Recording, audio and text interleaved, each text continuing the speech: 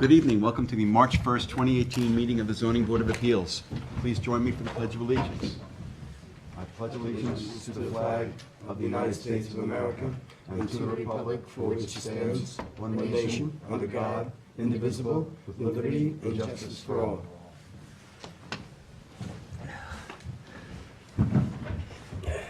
Do we have a motion to approve the minutes? So moved. Second.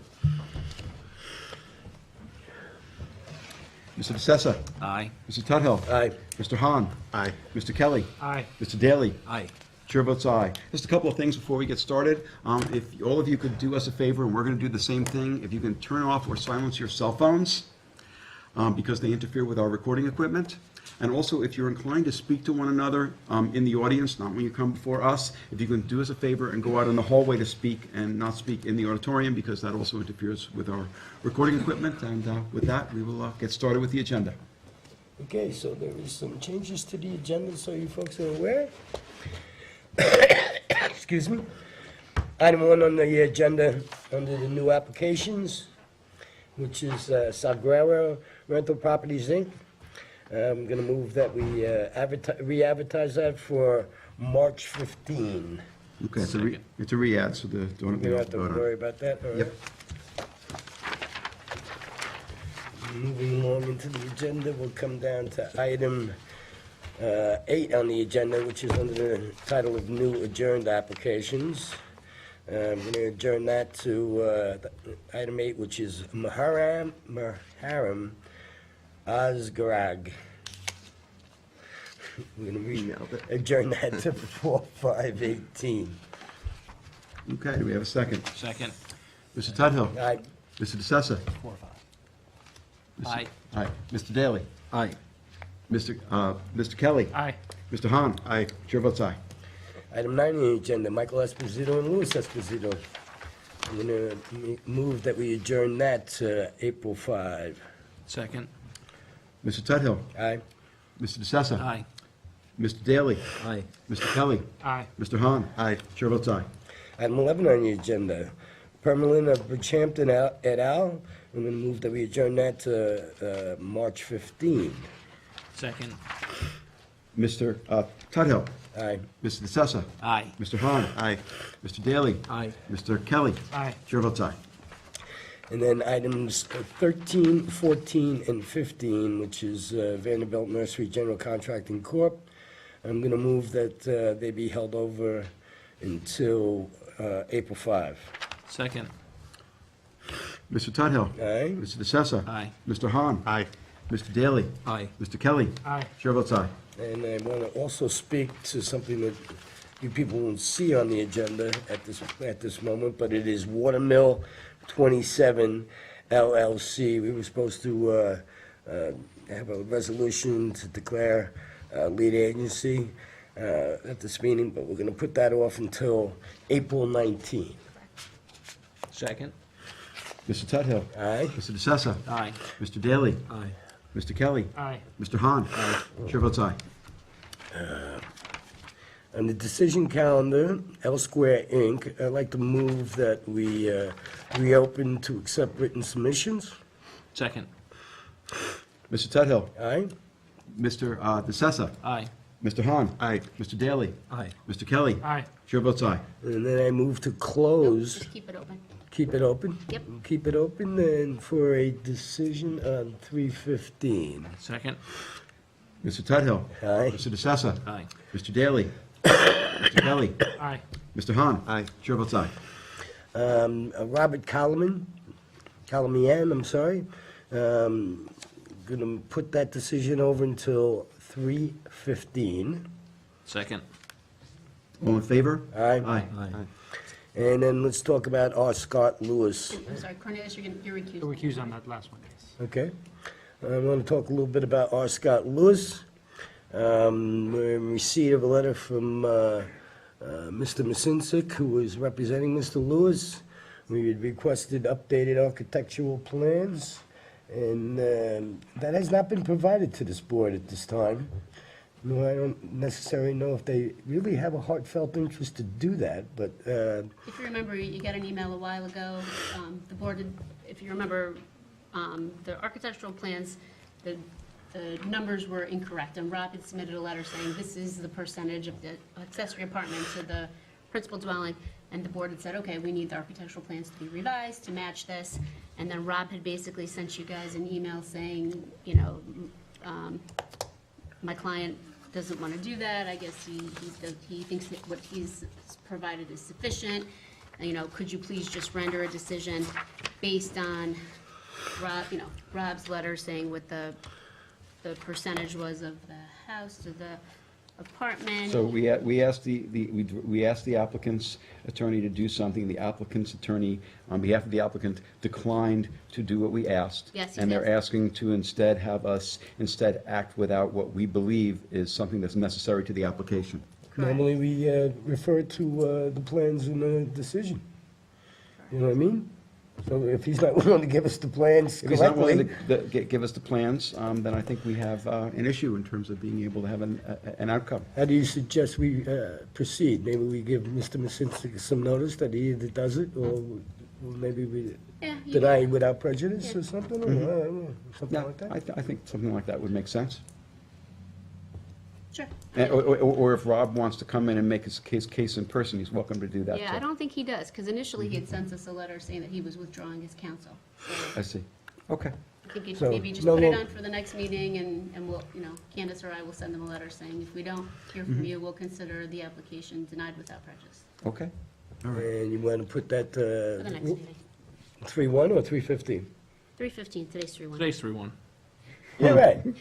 Happy March 1st, everybody. Okay, moving along. in the- Okay, so should we make that, do a vote on that? I think we should do a vote on that. Yes. Okay, all right, so, I'll make that motion. okay. Second it. Very good. Mr. Tudhill. Aye. Mr. DeSessa. Aye. Mr. Daly. Aye. Mr. Kelly. Aye. Mr. Hahn. Aye. Chair votes aye.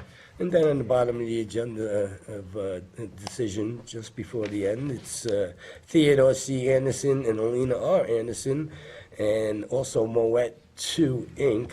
I'll move that those decisions be put off to the March 15 meeting. Second? Okay, all in favor? Aye.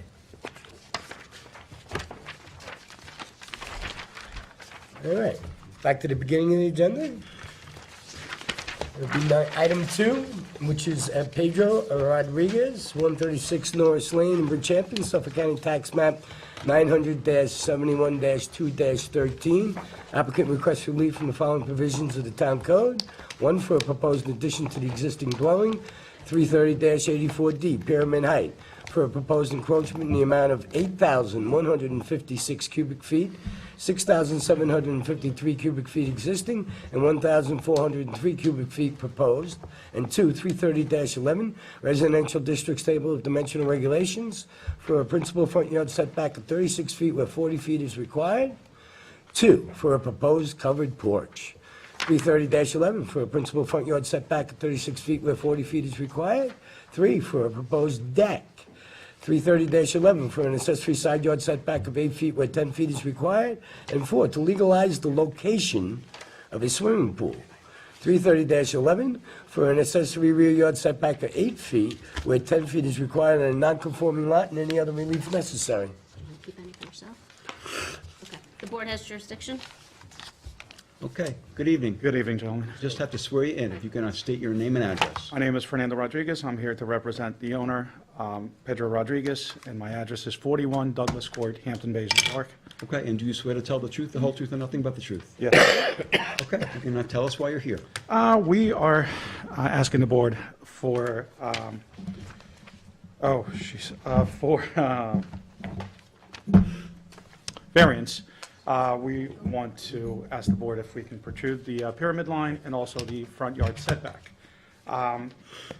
We're planning on adding a little bit to the front of the house, about 5 feet in terms of width of the house, which will protrude into the front 40 feet front yard. Also, the pool, which we had a permit for, was unfortunately built in the wrong place. It was built too close to the fence, actually, I'm sorry, to the property line. The pool company took the fence as the property line. They made a mistake. Instead of taking the property line and the fences, of course, it's the neighbor's fence, even though it's turned the other way, it's the neighbor's fence. So it's, instead of being at 10 feet from the property line, the pool is now at 8 feet from the property line. Okay, so is the pool entirely constructed or partly constructed? Actually, I have pictures of the pool taken today, and I have aerial pictures of the lot. So that was a yes, it's completed? Yes, or it is. no? If you don't, Are they all the same? yes, these are all the same. I have copies. That's fine. You can give everybody a copy, just pass that to Mike. Yep. This was taken this morning.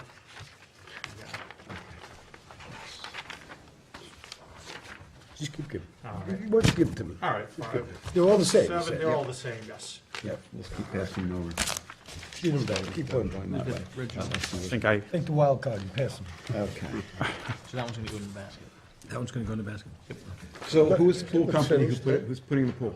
AAA Pools, I have a letter from them, and we also have someone here to represent AAA Pools to, inform us that they made a mistake and, built a pool unfortunately in the wrong place. Okay, okay.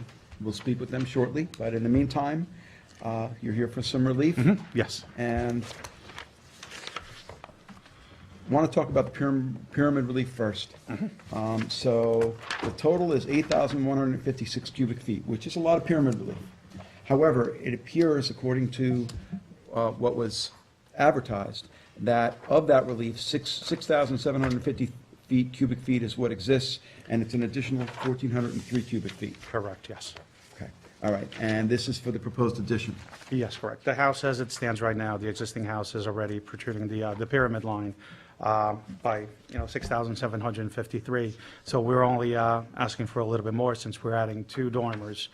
On the second floor, we want to make the second floor habitable space, and that's what going to increase that, Okay. 1,403 cubic feet. Are the dormers on the south side of the house? The dormers are on the, I have plans also here for the board if Yeah. you'd like me to pass them out. Pass them out. 2, 6. The reason I ask that is because just looking at the survey, You can give more than the that. house is, yeah, so the surveys got circulated, we didn't have them until after we got our applications. They were sent by email. I just have one, I don't have for everybody. Okay. Plans. Yeah, yeah.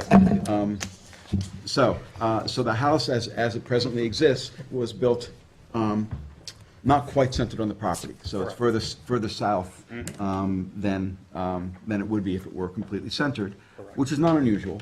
But I would imagine that that's the reason that you need the pyramid relief. The thing about it is that it's already a decent amount of pyramid relief, and so now we'll be adding to it. So I just want to briefly talk about kind of why it ended up the way it did, that you're asking for pyramid relief. Well, Yep. We're listening to you as you Okay. pass this stuff around. So go I ahead. didn't want to, I'm sorry, I didn't want to What interrupt. happens, we get submissions and we go through everything. The house as it stands right now, my client bought it about 7 months ago, and it had a second floor that the previous owner started finishing without a permit, so it has to be demolished. So it has a big second floor, even though it doesn't have any direct sunlight. It has a big second floor, which we're looking to make it a habitable space by putting in, the right permits to the building department. To make it habitable space, we would like to add those 2 dormers, so we could have 2 bedrooms upstairs and 2 bedrooms downstairs, making this a 4-bedroom house. So the footprint of the house isn't changing at all? The footprint, it is changing. We are asking a relief also in the front yard setback. We're increasing about 4 feet 9 inches in the front of the house. As you can see on page 802, A02, we're adding a little bit more to the front of the house. Yeah, and I understand whatever is currently is there on the second floor, you're probably trying to maximize based on your needs up there. Correct. Ideally, if we could have it go in another part of the house, the pyramid relief, that is the area that's being expanded with the dormers, then you wouldn't need pyramid relief. But The you need, lot is so small that any way you go, we're going to be asking for, Well, for right, for some- variance. well, I mean, I understand, but I mean, it's a lot of relief. Yeah, on the south, it's gonna be more. If you were on the north or on west of the east, it may not, well, west or east, I don't think it wouldn't need pyramid relief at all. And then in the north, probably not, depending on how it was situated. But, all right, so that's the pyramid relief. Can I ask a question? Yep. Just out of clarification, so this had already received ZBA pyramid relief when it was built, is that right? I do not have that information, so I do not know when the client bought the house was already built, so, Pre-existing non-conforming. It's an older house. So it's pre-existing. The initial pyramid. I don't think, Mike, I think it's a no. Yeah, according to the application, So no. there were no variances. Yeah. Okay. Yep.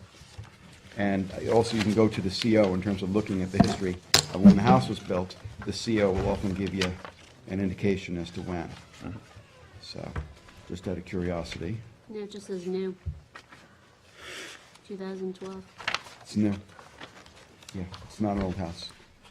it, So the house It's was not, yeah. conforming, it was built at a conforming location. Yeah, yeah, okay. All right, so besides the pyramid relief, when it comes to the setback relief, you're asking for principal front yard, 40 feet to 36 feet, for a proposed covered porch. Principal front yard setback, also 40 feet to 36 feet for the proposed deck. Accessory side yard setback, 10 feet to 8 feet to legalize the pool. And accessory rear yard setback for the pool, 10 feet to 8 feet. If you don't mind me interrupting, I just would like to note that the front yard setback, because of the way the house is situated at an angle, it wouldn't be the whole 4 feet it wouldn't be the whole extension of the house, 4 feet, that would go over the setback line. It's just a little triangle, and if you take a look at the first page, S01, you see that little red shaded triangle. That's the only thing that we're going to be going over the setback line. Okay. So it's not the whole entire width of the house. Does that addition add to the pyramid variance? It adds just a little bit, yes, to the pyramid variance, just in the corner of the house. Not much. How much? Oh, Do we know? I do not, just making sure, but I don't think I have that information. That's the front of the house. No, I do not have that information. It's just a little bit of the roof, just a little triangle of the eave, actually. Maybe you can give that to us, a written submission? Absolutely. Okay, that'd be great. Adam, you have a survey for this, right? I have a survey that I printed out. I don't know if anybody else printed it out. We can pass it around if other people want to Did you see it. submit a Yes, survey to the board? Yes, we did. Yep. I have Not everybody has it. more copies here. I don't have enough, but I have 3 more copies of the Let's survey. just make sure we have at least one in the file. Yeah. Okay, great. All right, so, Need one? I don't even, but Mike might, he doesn't have one. He's the- about he's the lead. the deck. The deck is proposed. It's the front porch, yes. Well, there's relief for the front porch and the deck. There's also 10 feet to 8 feet for the deck, and there's a measurement on the survey, according to what was advertised. The only thing that we're asking relief for is the front porch. I'm sorry if, I guess, I filled it out wrong. See the It's survey? It's just the front porch. Well, it looks like the building department thought maybe you needed it for the deck. Yeah, because the deck is 8 feet from the property line, Okay, all right, according to your survey. correct. That rear deck, yes. Okay, all right. Right now, it does exist, so it's there now. So the only thing we would be doing it would be replacing in kind. I don't know if that affects it, but it does exist right now. At the it's same not- location? At the same, So it's exact not same because the location. pool was built in the wrong No, location, it's it's, just existing. exactly. It's not because the pool was built, it's there already. It's existing. We would just be replacing it in kind because it's falling apart. Okay. Have you heard from any of your neighbors? Yes, we did, from 2. We sent letters to everyone that the town asked us to, but we only got 2 return receipts back. All right. So, we have an as-built pool, and we'll take testimony shortly about that.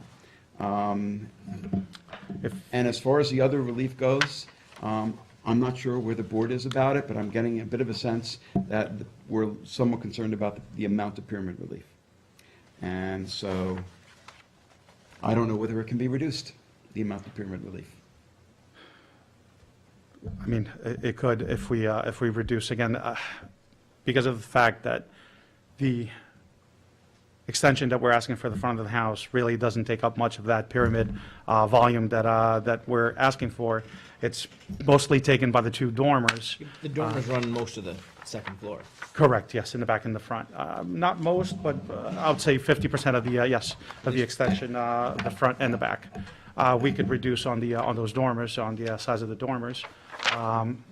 Again, the protrusion in the front, protrusion of the setback, because the amount that we're crossing, the volume that we're crossing over the pyramid line is so small, it really, even if we reduce it back, it's really not going to affect that much on that large volume that we're going over the pyramid line. What would reduce it would be if we reduce the size of the dormers.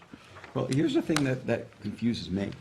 If you had a house that was built without variance relief in, well, you know, in 2002, 3, whenever, 2012? I think that's what it was said. That's what So- the CO yeah. said, I don't know. I think It that was looks- an updated C of O. It looks like when I drove by, it was an older house that was Really? redone. Well, I mean, that's that- just what I'm, Oh, well, Yes. so they got an updated CO, Right. and maybe there was a prior CO for the whole house, but I guess what I'm getting at is, you know, we have, of the relief that's being requested, the vast majority of it is existing. It's existing, yes. Okay. So we're going to presume right now that it's a house that predated zoning, I guess, and that the rest of it was built. Exactly. It Because could there be, was yes. no impediment for, you know, to your having that pyramid relief at the time.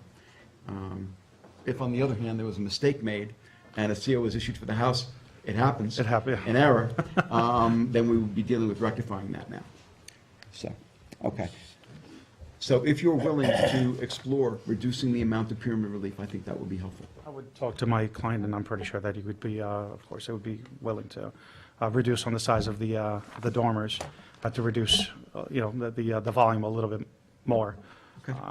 just a lot of volume, in my opinion, for, I mean, you see this amount of volume on, like, FEMA waterfront houses that are forced to lift up. I mean, it's just a small lot, so it might be too much for this smaller lot. It's an area where there's smaller houses, I'm not saying the house is big, that's not my point, but in terms of the amount of relief, it's a large cubic amount, in my opinion, but I'm only one person. We're really not planning on changing the look of the house and the size of the house, even though we're asking for those extra 4 feet in the front.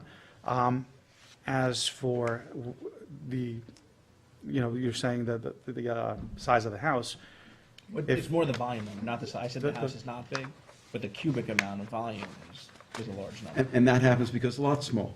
So. Exactly. And there are some areas in the town where all the lots are small. I've been- But generally, and we take each case, you know, on its own merits, but generally, if we see more than 5,000 cubic feet of pyramid relief being requested, we're going to take a second look at it. Of course. In this situation, it is definitely more, but apparently, the vast majority of it is It's existing. already existing. We're trying to, it's a beautiful neighborhood, it's an up-and-coming neighborhood, it's got, say, 5 or 6 new houses there, and we're trying to, my client is trying to beautify it a little bit even more, you know, the street, the neighborhood, and by, you know, trying to keep the same lines, the same look, but giving it a more updated feel by, you know, by doing this. Okay, well, if you can just explore what can be done to reduce, even if it's a little bit, the pyramid relief, I think that would be appreciated. Before we go to the as-built pool, any other questions, members of the board? Okay. Can you have the gentleman from the pool company come up? And we also have a letter from the pool company too, if you'd Submit like that, to. that would be fine.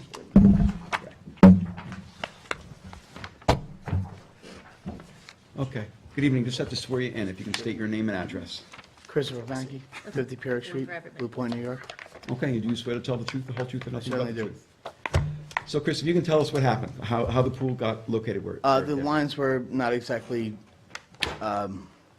made apparent, so we built the pool based on what we knew, and that was basically where we built the pool. when you say the lines were off, was it because you were looking at a survey or? We were looking at the fence, and we were going based on where the fence was, and it wasn't exactly correct based on the property line. Is that how we always build pools? No, it's not. But there were no surveyor lines, so the surveyor said that it was based on the fence, so that's why we went on. Was it the responsibility of your office to get a building permit, and I guess you went and got the We building certainly permit? You did, okay. All right. So when the building permit was submitted, was there a survey submitted with that building permit? There was. Okay. And did it show the pool to be at a different location than where it was actually built? I was actually not there when it was measured off of the fence, so I'm not the person that was measuring off the fence. I'm an agent of the company, so. Okay, all right. Well, what I'm getting at is the survey indicated a particular location for the pool, and it ended up going in a different location. So and I appreciate you're giving me your understanding of basically how there was confusion as to where the property line was, and you thought that the pool was being built consistently with the building permit, and apparently there was an error. When the pool was built, there was no surveyor marks to go off of. And then after the pool was built, then there were, so. In your written submission, could you please include an estimate for removal of the pool? Yeah. Removal or moving it to a conforming location, which probably is the same difference. Yeah, I think it is. it pretty much is. Yeah.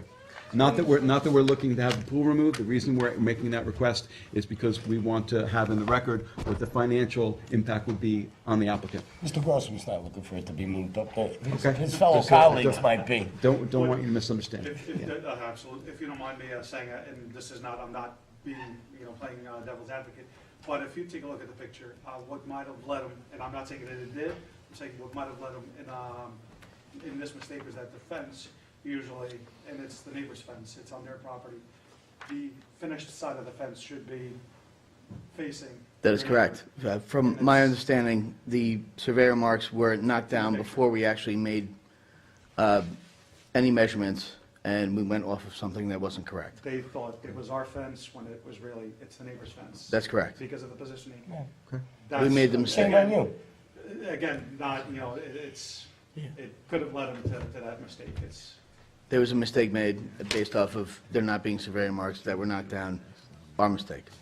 Okay, well, and I appreciate, again, your candor in letting us know about this. When we have as-built structures, we want to find out how it occurred, and when there are property owners who rely upon professionals to do certain things, and something happens and a variance is requested, we want to know how it happened. So I do appreciate your explaining it to us. Are there any other questions of the contractor?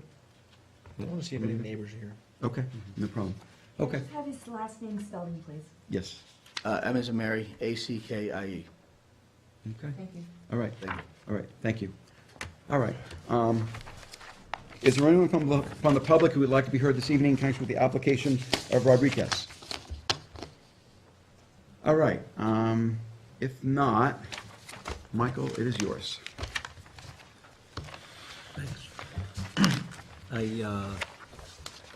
I had nothing further to add. Do you guys want him to come back to consider reducing the pyramid, or are you gonna? Yeah, would like you to explore the opportunities Absolutely. to reduce the pyramid Yeah. So, Mike, relief that you're asking for, additional to the as-built.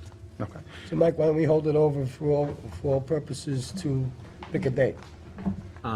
Would you be able to come back on March 15th, or would you like to have Bless you. that Absolutely. the Bless you. following meeting? No, March 15th would be good for Are me. we okay? I'll second that motion. And we'll have also the cost involved The pool. in moving the pool. We'll have some estimate of relief request for that. Anything else that we were asking for, Chairman?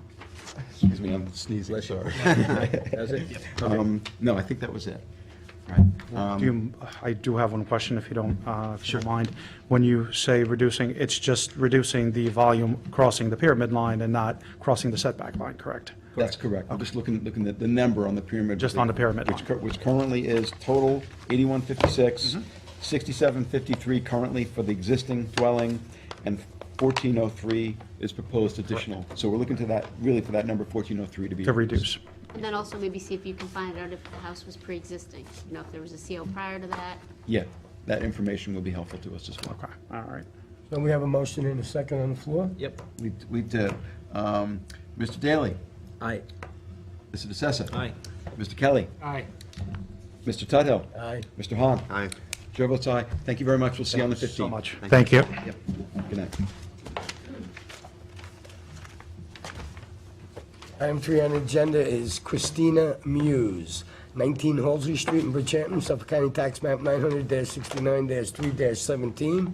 Applicant requests relief from Town Code 330-77D, placement of accessory buildings, structures, and uses in residence districts to allow a proposed rear yard coverage of 32.3%, where 20% is permitted, for the construction of a swimming pool on a non-conforming lot and any other relief necessary. Board has jurisdiction. Good evening. Hi, how are you? I'm doing okay. John Muse, M-U-S-E. Okay. And your address?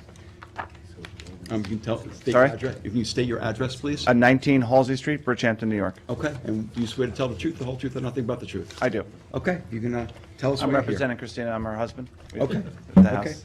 Very good. So I took some photographs of the location of, these pictures were taken from where the pool, we're proposing the pool to go. Are they all the same, or are they? They're all the same, just 3 Okay. packets. I didn't make 7, I made 3 packets. Yeah, Just to Don't kind worry of, about it, we only have 3 members.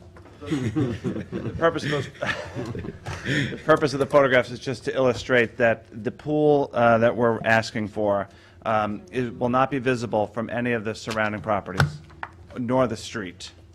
There's landscaping on either sides of the property, so that on the one side facing, looking north, there's privet hedge there, and that fills in the summertime, so that the property to the north will not be able to see the pool.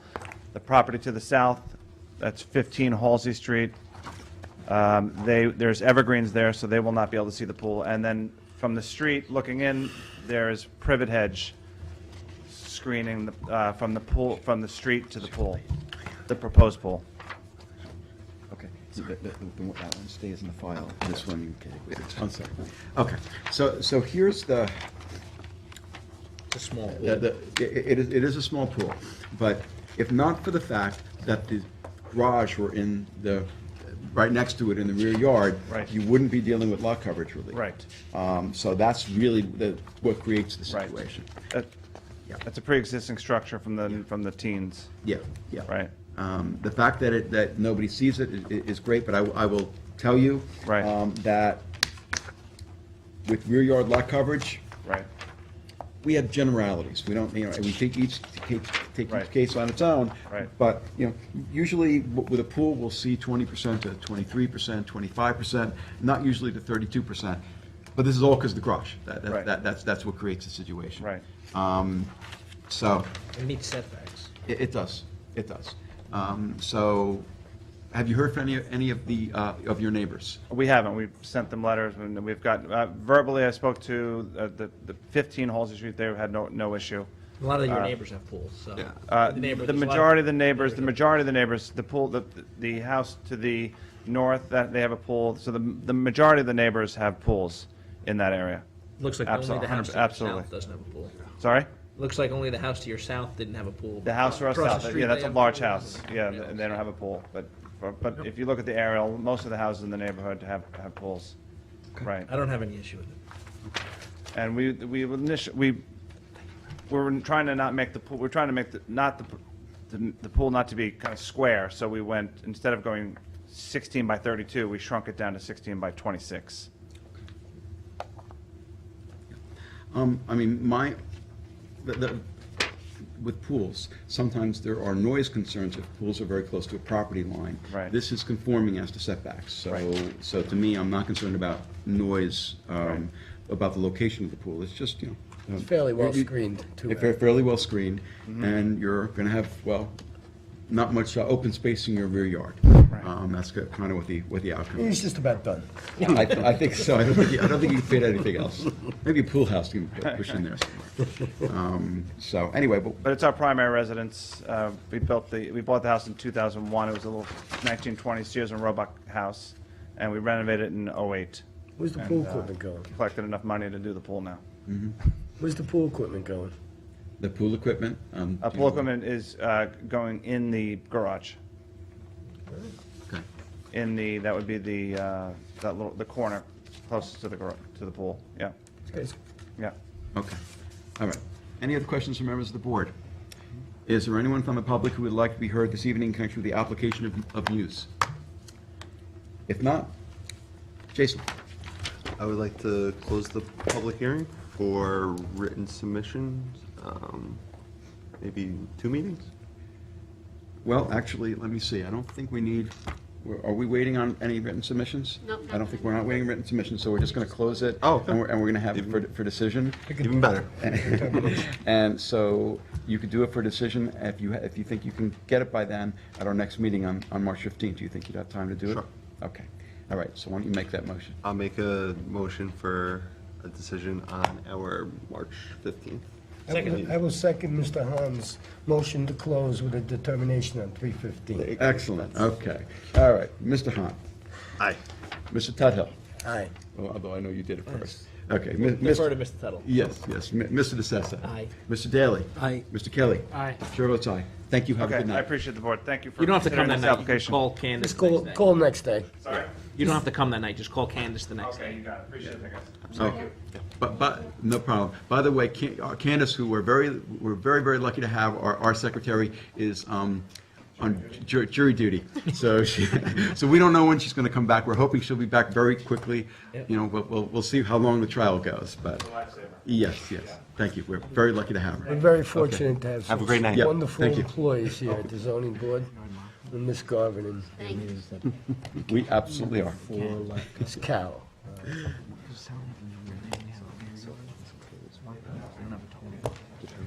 Yep, Presenter? just for decision. Just for decision. Yep. And so you'll be doing Would you some. like me to call the next one? I think so. That would be great. All right. Yeah, I know. I'm gonna call, make it easy for you. How's that? Item 4 on the agenda, Hang Lin, 366 North Sea Road, North Sea, Suffolk County Tax Map 900-132-1-70.2. Applicant requests relief from the following provisions of the town code to legalize the conversion of a garage into an accessory apartment without the benefit of a building permit on a non-conforming lot. 1, 330-11.2F, accessory apartment standards. 1, to allow an accessory apartment to be located on a parcel that has a lot area that is less than 30,000 square feet for a lot area of 6,308 square feet where 12,000 square feet is required, 80% of the required 15,000 square feet. For a lot width of 55 feet where 70 feet is required, 70% of the required 100. For a principal front yard setback of 24.5 feet where 28 feet is required, 70% of the required 40 feet. For a principal minimum side yard setback of 2.2 feet where 10 feet is required, 70% of the required 15 feet. For an accessory side yard setback of 3 feet where 7 feet is required, 70% of the required 10 feet.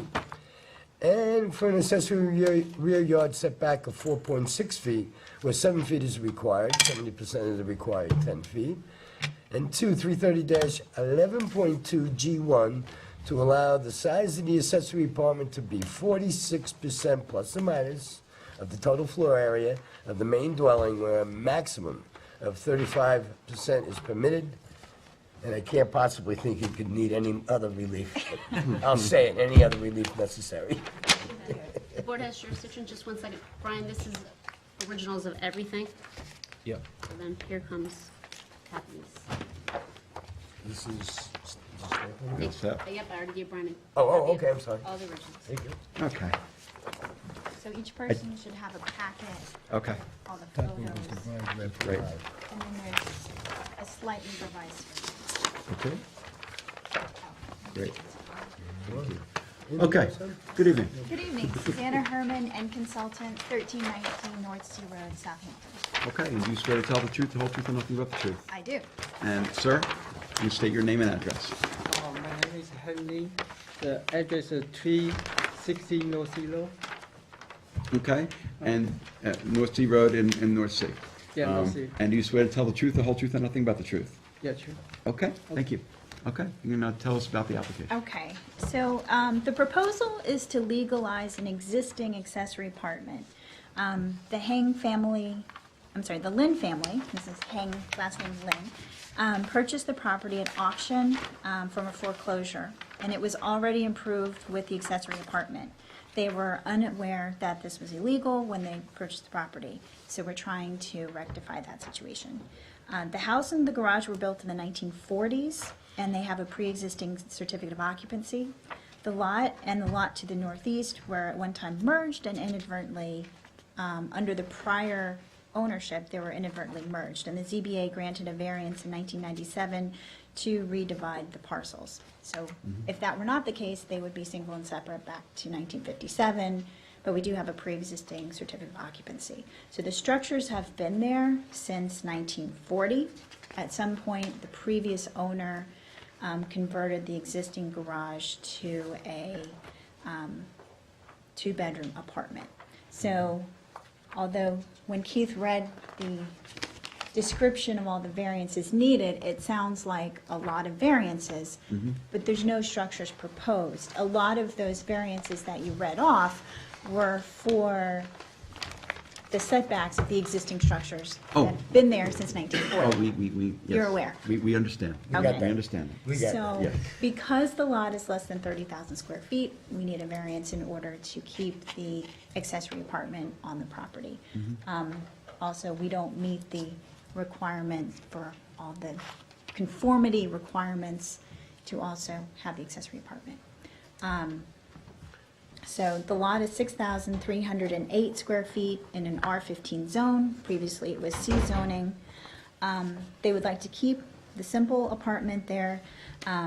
Their elderly parents sometimes come and stay, and so they would like to just have a little bit of privacy for them and have a small kitchen where they can make tea.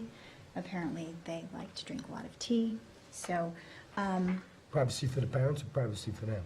both.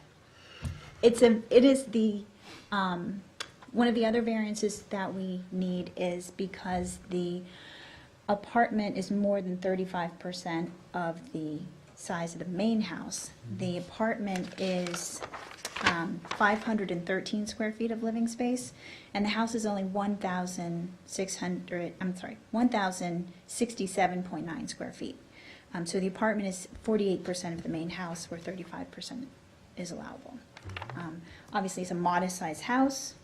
It's obviously a modest-size apartment on a pre-existing situation with this lot. Mr. Lin lives there? He lives there? It's owner occupied. Yes, it's owner occupied, it's not a second residence. They own the Chinese restaurant, which is diagonally across the street. I handed up some aerial photographs of the neighborhood. This is the house here, there's the garage, this is the restaurant across the street. Yep. As you can see, the area is a lot of small lots.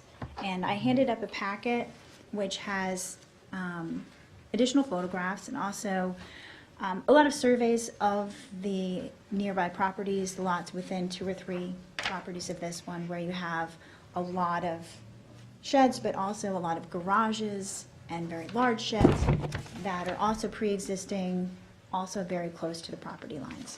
So it's definitely in character with the neighborhood to have these structures there. The proposed use as an accessory apartment is not going to be a detriment to any of the nearby properties. The health department has issued a permit for the accessory apartment. They require that the sanitary system be upgraded and that the water lines be relocated, and that work's already been done. They've put the new septic system in the ground, it's completed. They're law-abiding citizens, they want to do this the right way. So I have a question. Yes. I presume they got a mortgage when they got the house? Did you get a mortgage when you purchased the property? A bank? The bank, yes. The bank. So my question is whether the bank noticed the fact that there was an apartment there that was, Because my building is a restaurant building, I refinance it to get is different. Restaurant building is mortgaged that? Mortgage one. This one is a cash buy. a cash buy? Yeah, Okay, cash. so you bought this house cash? Yeah, cash. Okay, so there's no mortgage involved with this house, okay. Right. Yeah, It no I was, misunderstood. he can't blame the bank. He I just can't blame the bank. lawyer. it was an Well, you can always auction, blame the lawyer. it was auction on the front steps of Town Hall. You came here instead of. Yeah, no, and with these tax sales, just so you folks who've never dealt with it before, no, you go and you do the high bid, and then you gotta close in a short period of time, and you get what you bid on. It's on the spot. It is. You don't get to do much research. You're No. not allowed to walk the property. No. They are very clear, no trespassing on the property. Yet sometimes you can't even get into the house at all before you're bidding on it. Right. Matter of fact, decent amount of the time, that's the case. Right. So this is an unusual set of circumstances in that it involves a tax sale. Right. If we take away the fact that there was this apartment without approvals, and you look at just the relief seems to look like a lot of relief. But it's all because of the existing house and the dimensions of the house, the size of the lot, the size of the setbacks of the lot to property lines. That caused the situation. And I appreciate the fact that you're here and you're trying to rectify this. It's something I want to say as well. Have we heard from any of the neighbors? I haven't heard any feedback from any neighbors. I don't know if anyone's here. Yeah. I did also want to point out that there's no conforming location on this property to move this apartment. There's no place you could even add on to the house if you wanted to do an addition to add, another bedroom or a different living space for, it's only 1,000 square feet. Well, You can't add on without a variance. And the lot is 6,308 square feet, which is a very small lot. Yeah, 54 feet wide, 55 Yeah, feet wide. yeah. So any accessory apartment would require a variance. Right. Any addition would require variance. Yes. Because the pre-existing house is so close to the property line. It's a 3-bedroom house. The little apartment has just 2 bedrooms and a small kitchen and a small living space. That's it. The surveys that I just handed up are just like the other ones, but Mark Vasikas, when he did the review. So you addressed his comments? Yes, he wanted to see parking, he wanted to show compliance with the parking requirements for the accessory apartment and for the house. So there's plenty of parking. We're required to show 4 spaces, so that's what we're showing there. And we also are showing there's a shed that's already been removed. That was also non-conformity. So we addressed Mark's comments. The property has a hedgerow around the majority where there are other residences and fencing as well. All right, well, why don't we see if anybody's here. Any other questions from members of the board? Is there anyone from the public who would like to be heard this evening in connection with the application of Lynn? If not, Brian. Seeing or hearing nobody, I move that we close the public hearing, and I'll put this on for written determination 3:15. Mr. DeSessa. Aye. Mr. Kelly. Aye. Worried about showing the parking spaces on the survey, or am I missing it? It's dotted lines. Do you see it? Dotted lines in the survey. Are you looking at the survey from yesterday, or the 27th? Maybe you have the old one. There's When you two, just hand it out, Suzanne? When you just handed out? Hold on a Yeah. second before we finish the vote. it shows parking space 1, 2, 3, 4. Okay, It's really light, dotted in, on top I of the see it, section. I see, Yeah. I see. Okay. I see. It's hard I'm to- sorry, Okay. it was hiding on me. I'm going to withdraw that for a moment, to see if there's any other questions from members of the board or the public. Yeah, I was just interested, why is the applicant coming before the board for this relief at this point? Because it's currently not in conformance, and did the building department come to you? Building department. And why did they come forward and Yeah. say we need to legalize this? Right. Did you get a stop work order? No. No, I think they just went into the building department to see if they needed any permits to do any, renovations on the inside. And at the advice of the building department, they haven't touched the garage apartment. They've fixed up the interior of the house, did some cosmetic things, but they haven't touched the back garage. And, you know, one of the advantages of when structures or when apartments are existing without being approved is that when you go through this process, they'll make sure that everything is correct in terms of electrical, in terms of construction. Safety, Yeah. egress. Yep. The health department. Yep, all of it. Trying all to of make it completely in compliance. Yeah, but obviously, we prefer not to have structures that are built without permits, but it was the prior owner who did it, who is not around to ask questions of. So if we were in a situation where we had, where either the applicant or someone on behalf of the applicant, or even a prior owner was willing, and we could get testimony as to how the apartment was built in the first place, we would get that testimony, but we don't have the ability to do that. Mr. Lynn is trying to do the right thing here. Absolutely. Mr. DeCessa. You wanna- Thank you. Yeah. I move this time that we close the public hearing and have a written determination on March 15th. Second. Mr. DeCessa? Aye? Mr. Tudhill? Aye. Mr. Hahn? Aye. Mr. Daly? Aye. Mr. Kelly? Aye. Chair votes aye. Thank you. Have a good night. Item 5 on the agenda is Linda Boski, 15 Ocean View Road, Hampton Bays, Suffolk County Tax Map 900-230-2-32. Applicant requests to read the Town Code 330-115C, continuance for a principal front yard setback of 11 feet where 14 feet is existing for a proposed covered, I guess it's going to be porch. In addition, applicant requests relief from Town Code 330-84D, pyramid height, for an encroachment in the amount of 6.1 plus or minus cubic feet for a proposed second-story addition over the existing garage on a non-conforming lot, and any other relief necessary. And second, I'm just waiting on the affidavit of posting. Yep. Thank you very much. Board has jurisdiction. Okay. Good evening. Just let the story in. Just state your name and address. Linda Bilski, 15 Ocean View Road, Hampton Bays, New York. Okay, and do you swear to tell the truth, the whole truth, and nothing but the truth? I do. Okay, if you could tell us about your application tonight. We are requesting relief from the pyramid rule. We are adding a one-story addition on the ground floor for a family dining room. Oh, can you move the microphone down so he can just, Yeah, we're not getting you on the recording. Okay. perfect. Start over. We would like to build a one-story addition for a family dining room and also a second-story addition over an existing garage for a craft rec room. Okay. A lot of pyramid relief. A lot of pyramid relief. Wow, 6.1. 6.1 cubic feet. Wow. Ooh, I don't think I've ever seen it. I don't think we've seen pretty small, but not quite that small in a long time. Very minimal. Yeah, yeah. Minimus. Yes, yes. And then we have a principal front yard setback from 14 feet to 11 feet. Right. Um, That's due to and- the deck. Right, and that's from Ocean View Road. Yes. Yeah, yeah. So, we'll see if there's anybody here, but I can't see how anybody could have any impact Okay. from this application at all.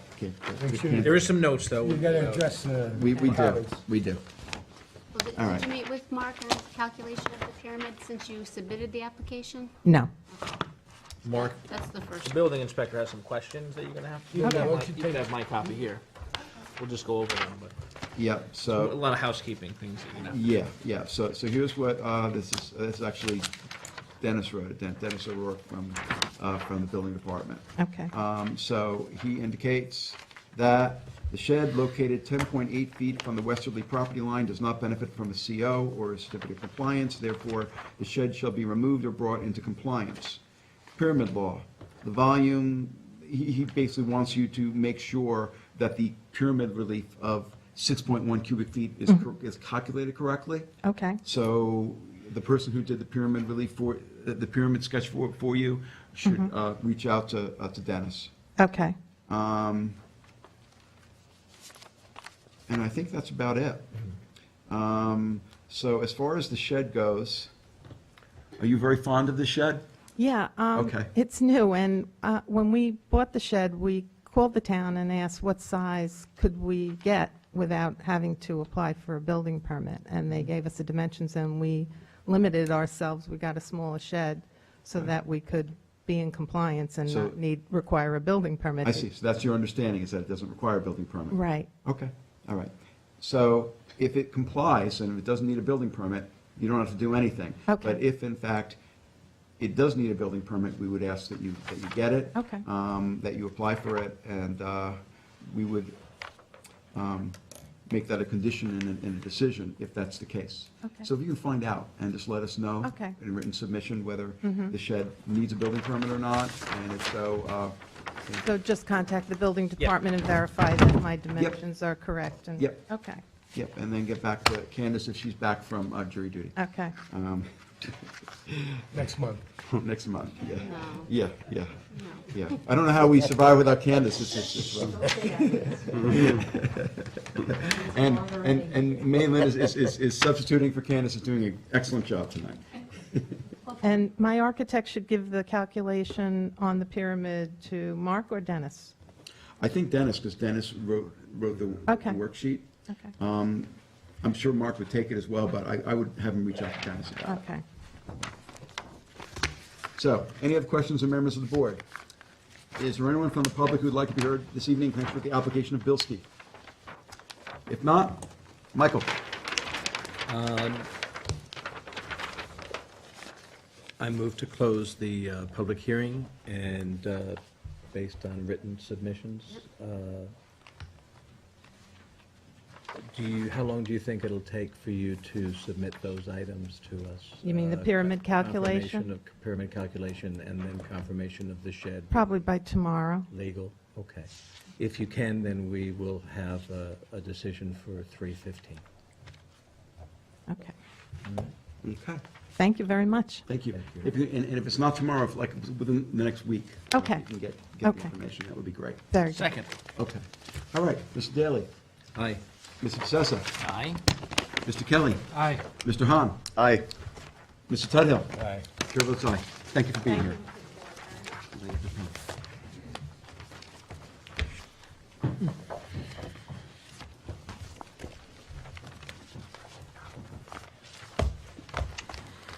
All right, excuse me.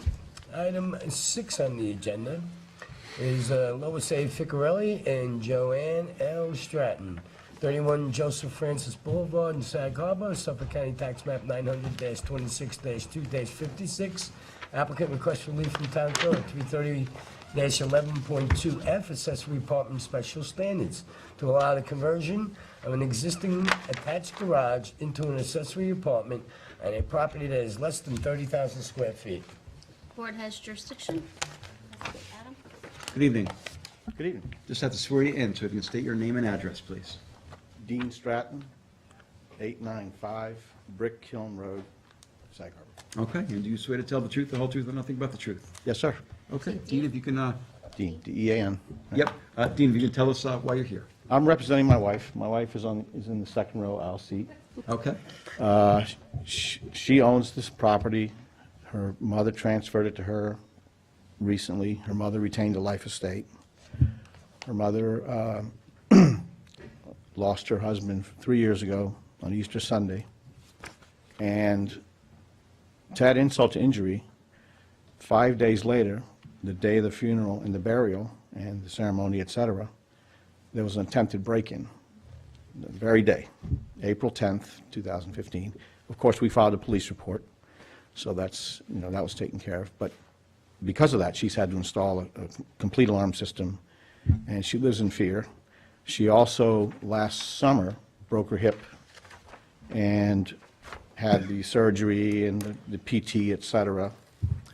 And she does have mobility issues. Her mother is, in the application, is Lois. That's Joanne's mother. She's turning 83 this year. We'd like to build this garage apartment for her. And we need the relief. We're requesting the relief from the 30,000 square foot threshold. right. Right, so in all other respects, besides the fact that the lot is less than 30,000 square feet in size, this accessory apartment is going to be conforming. Yes, sir. To the accessory apartment law. Yes, sir. And the fact is that when we look at accessory apartment applications, we look at it based on the intent of the town board when they enacted the accessory apartment law. The intent of the town board is exactly the kind of situation that you've described, okay? So for families to be able to support one another and to. Pretty and to close help. on the lot size, too. And we're pretty close on the lot size as pretty well. close, And the other aspect of this is that often the people who need the relief from the accessory apartment law in the town are people who have smaller lots. So, well, the town board decided to have this number of 30,000 square feet. The fact is, people with smaller lots also need to be able to help their families and support the house to be able to have enough money to pay their bills. So, to me, the relief is pretty minimal, and it fits into exactly what the intent of the accessory apartment law is. There are some notes from Dennis. Yep, okay, so we have some notes from the building department. All right. And I'm not sure, this is from Dennis O'Rourke, who is the principal building inspector.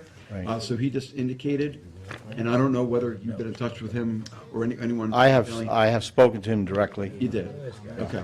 So here's what his in comments person, were. Okay. at Town Hall here.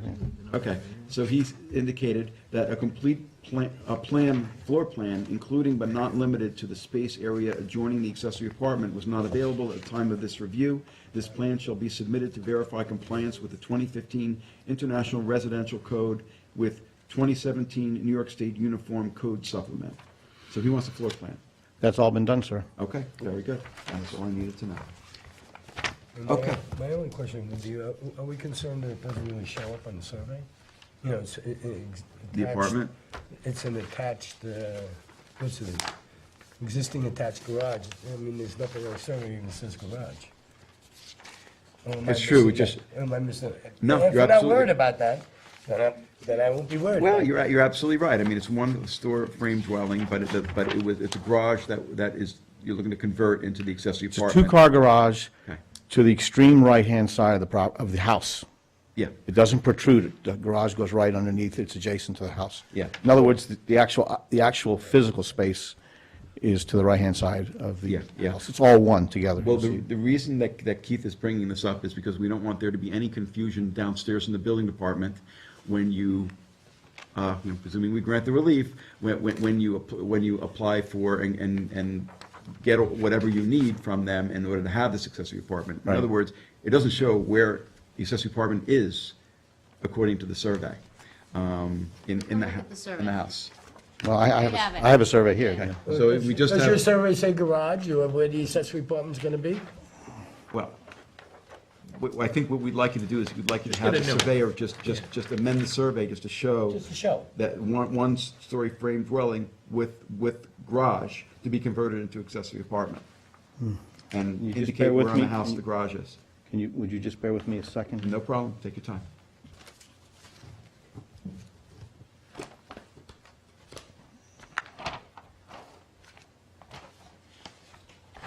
It's just a little update you guys got. That's it. Right. There was a floor plan. Keith, did you see this? I have not. Okay. Right. There is a floor plan. The survey shows the driveway. Right, Yeah. right. Right. But it's not labeled. It doesn't say garage.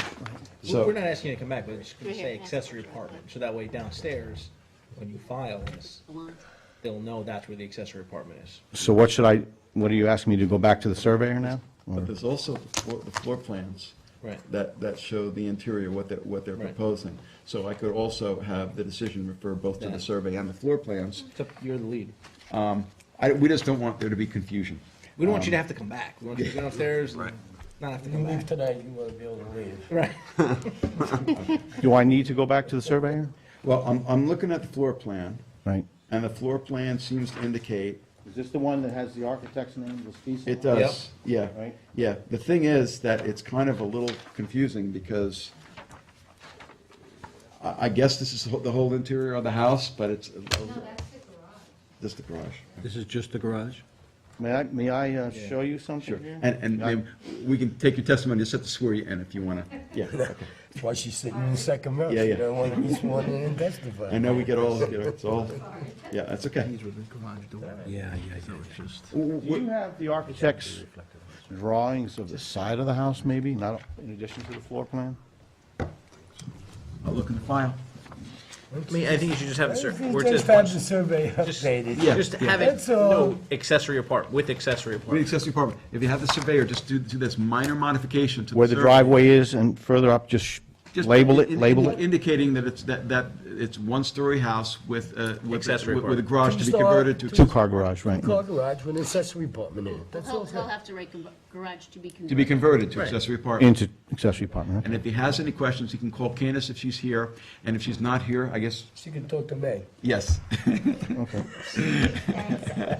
So once I Okay. get the architect, not the architect, but the The surveyor surveyor. to make the change. Yep. Just bring that to Candace? Yep. Bring it to Candace, Yeah. and then we'll be good to go. Thank you. The only other question I had is, I know you don't really know right now, but how long do you think it's going to take the surveyor to do this? Because I'm guessing. it He might doesn't have not- to go back out, it's just a note, so. But he's going to need to Right. indicate where the apartment is, and he may or, has he already been there? Oh, yeah, he's been there, he's Okay. been, yeah, okay. he was So- back there, so- he was so there in it may- November, right? So it may be very quick, okay. I'm hopeful, yes. Yeah, okay. So we'll presume that I'll need it in about the next week or so. Pretty much by a week from tomorrow, if we have it in town hall, then I'll be able to have a decision ready for our next meeting. If it's for some reason the surveyor's delayed, just let Candace know, or may know, and we'll deal with it. We'll have to make a decision for the following meeting. Thank you. Okay, all right, but before I do that, any other questions of members of the board? Is there anyone from the public who would like to be heard this evening in connection with the application of Ficarelli and Stratton? If not, I would move that we close the public hearing this evening, except for the written submissions being the revised survey, and I will have a decision ready at our next meeting, which is March 15th. Second. Thank you, sir. Okay, thank you. Mr. Hahn? Aye. Mr. Tudhill? Aye. Mr. DeSessa? Aye. Mr. Daly? Aye. Mr. Kelly? Aye. Chair votes aye. Have a good night.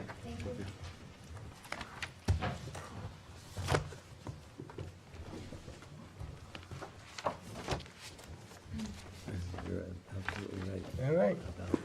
Item 7 on the agenda, re-advertised application of Diana Shaw, 29 Tarpon Road in East Quogue, Suffolk County Tax Map 900-362-4-15. Re-advertise, you want me to read this thing? Yes, please. All right, applicant requests relief from the following provisions of the town code. We want to legalize a front covered porch constructed without the benefit of a building permit. 330-11 residential districts table of dimensional regulations for a principal front yard setback of 25.6 feet where 30 feet is required. 2, to legalize a generator installed without the benefit of a building permit. 330-77G, placement of accessory building structures and uses in residence district for a side yard setback of 6.4 feet, where 8 feet is required. 3, to legalize 2 air conditioning units installed without the benefit of a building permit. 330-77G, for a side yard setback of 6.2 feet each, where without the benefit of a building permit. 330-77G, for a side yard setback of 6.2 feet each, where 8 feet is required. And 4, to legalize an outdoor shower constructed without the benefit of a building permit. 330-11, for an accessory side yard setback of 5.5 feet where 8 feet is required. And 2, 330-76D, placement of accessory buildings and uses in all districts. And 330-83C yards to allow the outdoor shower to remain within the required minimum and total side yard of the principal building. And 5, Town Code 330-11 for a total lot coverage of 20.6% where a maximum of 20% is permitted and any other relief necessary. Board has jurisdiction. Okay, good evening. Hi, good evening. I just have to swear you in if you state your name and address. Dana Shaw, 29 Tarpon Road, East Quogue. Okay, and do you swear to tell the truth, the whole truth, and nothing but the Of truth? course. Okay, so if you can tell us why you're here tonight. Okay, so I'm here to clean up a little bit of a mess that I've kind of inherited. We did construction on the house 2011 and 12. We got the DEC, the wetlands permit, we submitted our building permits, we had an expediter. I was under the assumption that everything was on the up and up and everything was, permitted. Even on the builder's, on the permit, it said something about the shower. I let my husband at the time handle the paperwork and the permit, items. I was caring for my mom at the time who was ill, and I just assumed between the architect, the contractor, the expediter, everybody, we were doing everything right. Since divorced, and now trying to clean up this mess where I realized some of the things were not properly permitted, even, things like the shower, which originally was on the permit. So I'm here to hopefully make everything right, and I'm trying to do everything I can, to do that, so. Okay, so, well, and I appreciate that. Okay, so I have a few Sure. questions. All right, so we start with, who did the work? The construction work? Yeah. Steve Anderson? Okay, okay. Was Steve supposed to also take care of getting permits? No, my ex-husband was supposed to do that. Okay, And we had also used, I think it was Sean Barron, an expediter, to help with the DEC and the wetlands, and okay. so I know he helped out with certain items, too. All right, so you indicated that there were some things that in terms of the work that was done, that had permits and that are okay, and then there are other things that didn't have approvals. Correct. Can you go through just to start with the things that do have approvals? Well, I thought that the shower, it was on the, like it said, outdoor shower, so I thought that was okay, because it was on the permit, like on the building permit. So like that was an example of something I thought that I didn't need a setback or Well, variance can- for. Can you give me a description of the whole project as to everything that was done? Yeah, we did a first story and second story complete renovation. Okay. Electric heating, siding, everything. We added a deck. It was All a right. pretty big, Well, it looks like from the Conservation Board report that they did get wetlands permits for a lot of it. Yeah. Because we got the report from the Conservation Board, and it says, the covered porch is outside of their jurisdiction, but they did grant conditional approval for the generator, air conditioning units, and to legalize the outdoor shower. So looks like they had COM board permits, you said probably DC, but not building. Yeah, right. yeah. So it isn't as if you weren't, there wasn't a lot of effort to try to make everything be illegal in terms of what was being Right. constructed, but things were missed. I'm here now to try to And get that right. I understand. Right. So, I mean, I'm just trying to understand how much of the job, the work that was done, did end up being legal, and how much of it didn't overall. Well, what we're going for the variance are the things that are the outstanding problems, right? No, I get that, but I'm just trying to see well, I think what we'll do is we'll focus on the things that you need relief for. Okay. Okay, all right, so we start out with legalizing the front, covered front porch, constructed without a building permit, looking for principal front yard, 30 feet to 25.6 feet. That's the only thing I for. believe you have pictures of that. It's really not a covered porch, it's just a roof overhang. It's not a porch at all. The wording makes it sound like you would think of a porch where you can put a chair there and sit there. It's just a roof line. Yeah, it's a covered stoop. It's, and it just extends a little bit beyond the roof line. Okay. All right. And this was part of the renovation that you did? Yes, yes. Okay. But before you did the renovation, was there previously a front porch there? It was exactly what it was. I think the part of the roof line came out a little bit further. We made it a little bit further, but there was a roof line and the steps were still there. So no, everything was, the steps were the same. It was just the roof line came out a little bit further. Okay.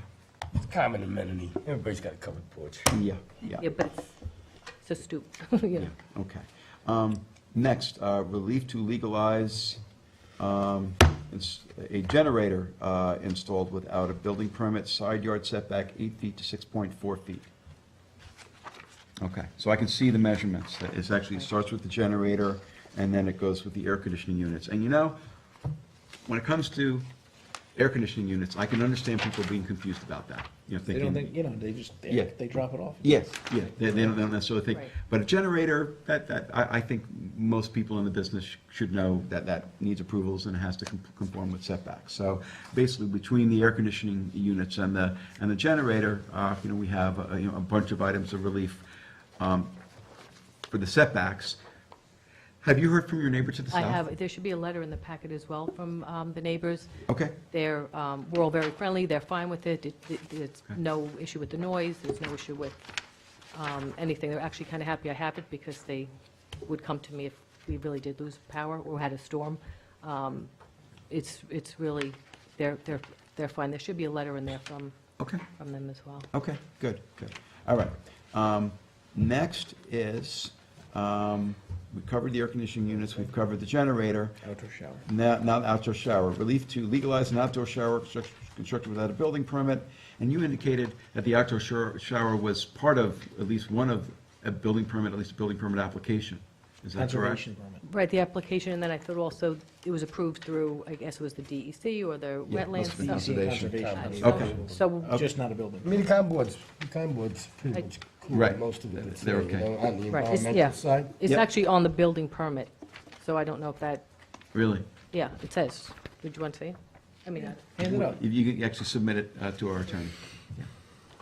Because, I mean, when you said that, I noticed that if it's on the building permit, I'm not exactly sure what happened. Maybe it's on the building permit, but not on the survey that was submitted with it. Maybe it's at a different location. I'm not sure of a lot of little things that kind of got I confused here. understand. I'm just really doing the best I can to, Well, like no, I said, make I- everything right. And for the record, just so you know, Adam, there is an adopted resolution from the con board dated November 29, 2017. Right. So you don't have to worry about me anymore. as Oh, far as the okay. con board. Oh, good, good, okay. I was concerned about that. Okay, so there it is. Outdoor shower. But that outdoor shower was at a conforming location, and the outdoor shower ended up being built at a location where it needed variance relief. Right, I thought when they submitted the plans to do the renovation, everything was on those plans, where the shower would be, where, you know, where everything was located when they submitted the building permits. Yeah, yeah. And you know, sometimes when you have a rather big job with a lot of stuff going on, if it isn't really clear to the person who's taking in the application in the building department as to exactly what's being located where, stuff can get missed. Right. So that may have happened too. I don't know. I think that's why we had the expediter try to help us as well with things like that. Yeah, So, okay. sorry. All right. So the relief for the shower is accessory side yard setback 8 feet to 5.5 feet, and relief to allow the outdoor shower to remain in the minimum and total side yards, and then lot coverage relief, which lot coverage relief, I think is probably the whole thing, 20% to 20.6%. So lot coverage relief is minimal. So, I mean, mainly, in looking at this, separate from the fact that it's built without permits, if you kind of take that part of it away, and that doesn't matter to us, that's not that it doesn't matter to us, but I mean, if you remove that from the equation, you know, the main items are really the setbacks to the south. And, Okay. you know, that impacting the neighbor to the south, and if the neighbor to the south is supportive of the application, that She certainly is. helps. Yes. Under the circumstances. So it does look like a lot of relief when you read it all. And I appreciate the fact that you're coming here to try to straighten it out, and that this wasn't a situation of your making, Right, all of this. hence the Well, ex-husband. she was married at the time. Right, I know, hence the Yeah, you ex-husband. use I'm that trying for to clean it excuse all now, up, 'cause guys, I'm working divorce. really hard. It's been, you know, 5 years to get They were divorced, so both I'm nodding close, head at I'm really one point. close. Really trying hard to do everything I can. Yeah. I do have another question. When did you discover that everything didn't have permits? Because apparently there was a permit that was open, and there was something, I think Mark came to look at, I don't know if it was like a hot tub issue, or there was something that was remaining open. And when they came, I was like, hi, great, you know, we should be, you know, I thought everything was done. And he's like, no, your permit ran out, you have to renew the permit. And I was like, for what? Everything's done, I thought we got the CO. And he's like, and then that's when it started. I was like, oh my God, like, And then so of it's- course I tried to go back to my ex through the lawyers and said, you've got to be kidding me. It's now my house, my name, my title, and you dumped this on me, like, I just, You wanted it. so sorry. You wanted So- the house. I did want the house, but I didn't want all these Well, problems. what can I tell you, thought man? it was all good. I thought, you know, You asked for the COs. and like I said, my mom had been sick at the time, so I really Put me counted on third my on the ex to, and the expediter, and the builder, and the architect. I just, you know, I personally myself didn't follow up. I assumed all these men were helping and doing the right thing, and I'm so sorry they didn't, and I'm really trying my best to clean it up. And I appreciate that. Is your ex-husband a contractor? No. No? No. Okay. All right. So he was trying to get it all done, I can't speak for but him. he missed some Yeah. stuff. Again, that's, Okay. he's the ex-husband now. Yes, I understand. And I presume, and I don't think we want to ask the ex-husband to come in. No. I would prefer Okay. you don't, but if you had to, Okay. good luck. Yeah, well, considering, now, the thing about as-bills Yeah. is that if this were, for example, where the house or an addition to the house was, 2 feet from the property line, okay, or an accessory structure very, very close to a property line, that would be a big concern. Okay. The closest things to the property line are the generator and the air conditioning units. Right. So most of what was built is pretty close to what would be conforming. So that's the good news, about it, if things could have been a lot different. And if they were, we would have a much more difficult situation here. Right. But in any case. And I did try to, like I said, worst case is if I have to move it, I don't even know where I would put it. And the expense of moving it would be tremendous. I even had an estimate, like, if I didn't get this variance, like, then what? Now, I couldn't have a generator, what would I do? And it was over like $30,000 between electric, gas, and I Did you just submit thought- that estimate? I have it, if You you have like it? it. If you Yeah. can submit it, that would be very helpful. Not that we're looking to go down that road at all, but it actually is helpful to us to have in the file Okay. the financial impact should the request for relief Yeah, not be that would granted. be a hardship for me. Just so my fellow colleagues realize it's $25,000 to move the generator and air conditioning units. Okay. Because there's gas, electric, $7,000. and then I don't even have a place. to put it. $7,000 to move the gutters and roof line to make it conform. Yeah. For the covered porch, so you know. Okay, all right. Okay. Any other questions from members of the board? Do we want to address Mark's comment? Yeah, at all, yeah. please? Sure.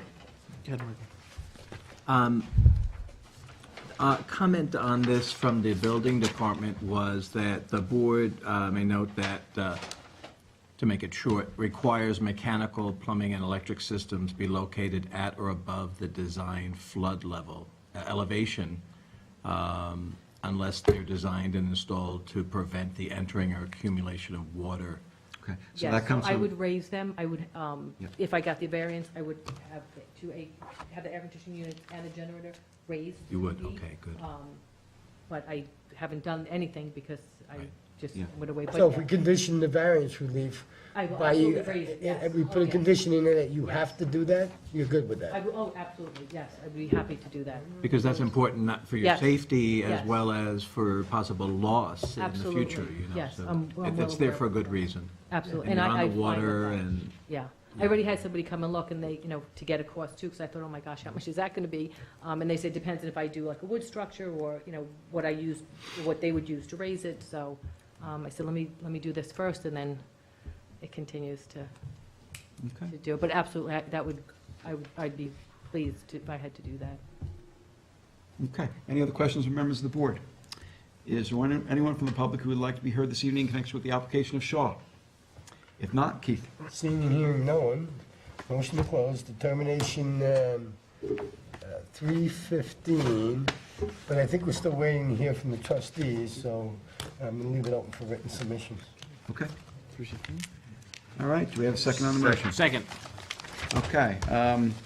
Mr. Tudhill? Aye? Mr. Hahn? Aye. Mr. Sessa? Aye. Mr. Daly? Aye. Mr. Kelly? Aye. Chair votes aye.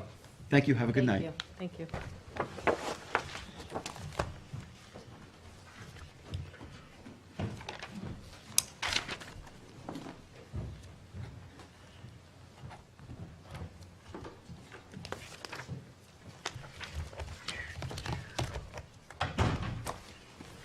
Just give me 1 second to be there with you guys, all right? Yep. Try to play catch up here. Moving on to where? Where are we going? Item 10 on the agenda, which is Ronnie Knudsen, 27 Box Tree Road in East Quogue, Suffolk County Tax Map 900-339-1-8. And this is adjourned, held over from the 1/18 meeting. Is there anyone here for item 10 on the agenda, Mr. Knudsen, Ronnie Knudsen? Does not appear to be. Seeing and hearing no one, we need to have a little discussion because he was a no-show at the 12/7 meeting. Oh, second call it. Let's hear David. And at the 12/7 meeting, we decided to hold it over till tonight. And I don't see Mr. Knudsen. So you want to hold it over, give it another shot or what? No, I'm just saying, second call it. Let's hear Unlimited Earth, and then come back to it. All right, we'll second call that. Second call. Unlimited Earth. Mr. Gilmartin.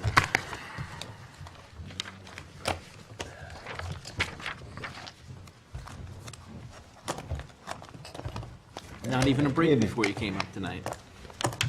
And I bet you guys thought you were going to be here till 11. So did we. We thought we were going to be here till 11, or 12. She's paid for the prior application, just in case something comes up. Okay. So I have some stuff to First is a list of all the businesses that are along Bridgehampton Sag Harbor Turnpike. So when we talk about whether it's a benefit to the neighborhood, this change, those will come up. Have a response to our neighbors' letters that they submitted. It's in there, and we can talk about that.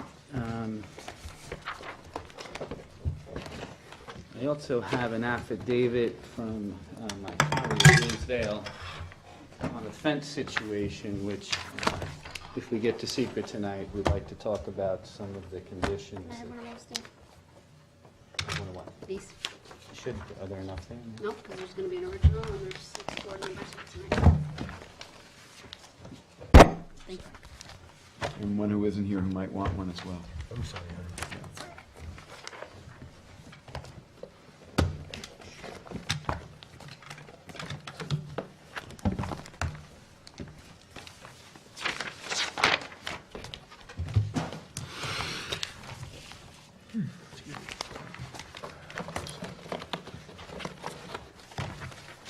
All right, so for the board members who haven't seen the several hearings on this that occurred with actually the prior owner of the property also, just want to orient you on where the property is. We're talking about Bridgehampton Sag Harbor Turnpike and Scuttle Hole Road.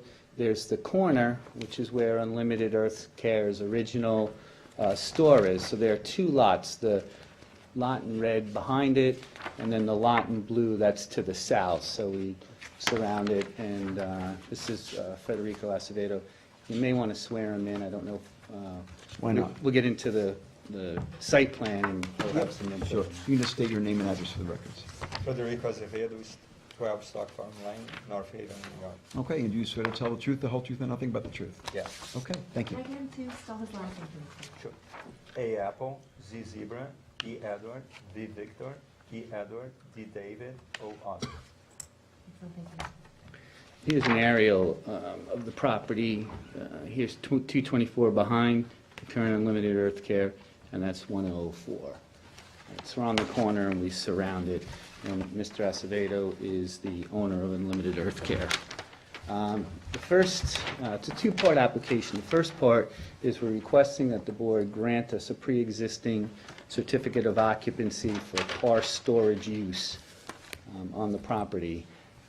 We've been through this a number of times. And a number of years. A number of years. Many, many years. Many years. Right. I mean, do you want me to go back through Why don't all we the... start from the beginning? We'll talk about the first public hearing. All the hurdles 2012. that we went through. There was a subdivision of this property back in '65 that was never identified to the county, so we had to go back and get tax. It's been a mess, but I think we're nearing the end of clearing it up. Yes, we even had testimony at some point along the way from people who were in the community who were familiar with somewhat familiar, I think, with what happened on the property. So- Right, so we have 5 affidavits that are in front of you, 4 of which go back prior to 57, another one of which, Ronnie Gilliam, goes from 83 to 2005. John Johnson, who you remember was the original applicant in this case, is familiar with the property prior to 57 through his sale to Mr. Acevedo. I'm sure, knowing John, he probably is still familiar with the application. He owns a lot of property on Bridgehampton Turnpike. We have a affidavit in from George Baxter, and he purchased the property in 56, leased it in 57 to a gentleman named Andy Malone. Malone received permission from the then owner, a woman by the name of Sarah Bray, had permission to park cars on those 2 adjacent properties that is subject to the application. George ran Andy Malone leased it and ran it from 57 to 61. Baxter ran it from 61 to 83, and in 83 he leased it to Ronnie Gilliam. Andy Malone operated a service station called Turnpike Auto from 57 to 61, and he had permission to park cars there. He also opined that from 83 to 05, Gilliam operated a business and parked cars on that Bray property.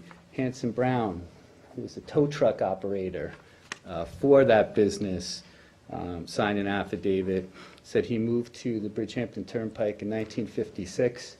Couldn't give me a house number because they didn't have house numbers back then. But he's a tow truck operator and put cars on both properties and was aware of it. And again, John Johnson, who moved to Bridgehampton from South Carolina in May of 57, worked for people that owned a business, I think 3 lots down, and he was friendly with Andy Malone, and everyone was aware that the property was used to store cars. I think those 5 affidavits, or 4 affidavits certainly verify that the property was used to store cars prior to 1957. If you look at them all together, it'll show that it was used to store cars through Mr. Johnson's ownership. Mr. Johnson owned a taxi cab service, had some run-ins with the code enforcement and the court. That's what started this whole thing. And I think it's been used like that. I mean, I think we've proven that it's been used like that since its inception. Well, I have to say that in my recollection of the prior public hearings, we had some contrary testimony, and so we had, both sides of an argument at the time. Right, I'll get to that, because I don't think that the argument that they put forth went to use. It went to ownership, and in zoning, it's a basic precept that ownership and use are 2 wholly separate things. So they talked about use, and I address all of their arguments in my submission. So what we're looking for tonight is to get that, is to get the pre-existing non-conforming use, and I can get directly into what their arguments were, and if you were so inclined to give us that, then we are asking for the switch from the car storage use to the landscape design and maintenance use that Unlimited Earth Care enjoys next door, and this board granted in the same type of application in 2006. So the arguments that were made by a planner for the village of East Hampton by the name of Billy Hayjack. We adjourned the last meeting because we wanted to sit down with Mr. Hayjack and show him the site plan, which we did. I think he was happy with what we were going to do there, but he said that he couldn't withdraw his objection, and he basically said he wasn't going to come tonight and just let it ride. My impression was he was happy with our site plan, which, we'll get into. So I'll address what his arguments were. First argument he made was jurisdiction, that he didn't have jurisdiction to hear the case, and I think he wrongfully stated that the Unlimited Earth Care application was put in after the Johnson application was withdrawn. I've given you Exhibit A and B with the letters stamped by the town when those were submitted. The unlimited earth care was submitted at least 30 days after, before the Johnson application was withdrawn. So I think that that jurisdictional argument is nonsense.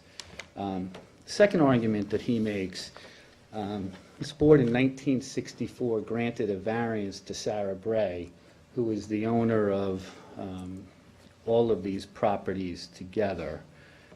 And he argues that that variance didn't mention the car storage use and precludes the car storage use from continuing.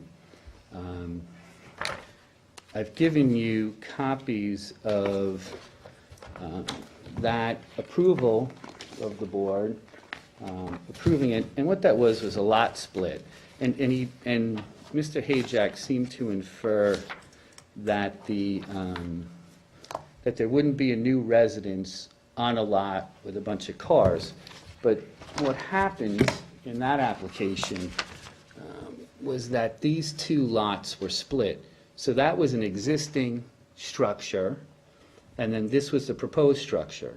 This is the current unlimited earth care, and these are the two lots that we're talking about. So it makes a lot of sense that this would be continued to be used as it had been used, as the affidavits indicate, and then this was the proposed new house. There was a builder who built the house and immediately sold it back to Sarah Bray. I've provided a series of aerial photographs, and if you look at the first one, in 1962, it shows the two lots, and you can see the cars here and the structure here, and then cars all in and around that property. That's 62, which is 3 years before the variance. That's how the property had been used. So I don't think that the fact that this board issued a variance in 65 to subdivide the lot to create a buildable lot to the south would preclude your finding today, based on the affidavits that we've submitted, that that use was still there. The third argument that he made was that there was no evidence to support the existence of the car use, and I think that flies directly in the face of 4 direct witnesses to the fact. I forget when Mr. Hayjack bought his property, but I think it was after 2000, so I don't know how he knows what went on prior to 57. I'm not sure that he was born yet. So, I think, again, we've got the affidavits of people who were eyewitnesses to that. He then makes the argument that the pre-existing non-conforming use has been abandoned. I've given you again, the series of aerial photographs, and we did the best we could to come through the years, right? So we used Google Earth, we used the town's GIS, and we used the county system. And if you look at all of the pictures from 62 forward, you can see that there are cars on the properties. You also have the Johnson affidavit combined with the other affidavits. Certainly the Gilliam affidavit gets you up to 2005, and the Johnson affidavit, and certainly his run-ins in court and all of that show that the use was never abandoned. And to have an abandonment, you have to show 3 years that there were no cars on the lot. Mr. Hayjack doesn't identify the 3-year period in which he feels that the use was abandoned. So I think that between the affidavits and the aerials that we were able to get, it shows that it shows how the property was being used in conjunction with the car storage. And his final argument is that he thinks that the 19.1 and 19.2, which were the subject of the 65 application, of merged because they're both undersized. And that simply can't happen for 3 reasons. One, only this board can determine under the zoning code whether a property is merged. Two, this board has given a variance to create those lots. The variance has not been withdrawn or otherwise found not legal, so it exists today, it runs with the land. That's basic precept to zoning, so that defeats the merger. And, you know, just belt and suspenders, once this board grants a variance, it is a permitted or compliant use with the local regulations. So once you give a variance, that means that's the setback. That means that's the area permitted pursuant to the code. The other variance that you gave in 65 was a lot width variance. So all of those things and those lots exist today as they did in 65 as split. So I think the arguments are not, vaguely clever, but again, we come back to the basic precept of zoning. It's not ownership. So his arguments were, a bank had taken possession of one of the lots. The county had taken possession of one of the lots. And because that had happened, somehow we can't have a pre-existing non-conforming use. Again, those are two owners. He never opined on a period of time where there weren't cars on that property. There's no evidence of any abandonment. In fact, the evidence points directly the other way, and I suspect that's why he wasn't able to provide that evidence. The background of the property, I don't know if you find this interesting for his argument, but it was owned by Sarah Bray. Sarah Bray left her property to a woman who died intestate, who had 3 children. So there are some significant gaps in the title report as they tried to unwind the process or figure out who the owner was or who the owners were, because they're the children of the woman that Sarah Bray had identified in her will. One of them was the guest of a federal government in a state, federal penitentiary in Pennsylvania, and it looked like, as the surrogate files, that this ownership was a mess. I think it finally got cleaned up when Mr. Johnson and his wife, Cynthia Mack, bought each of the properties.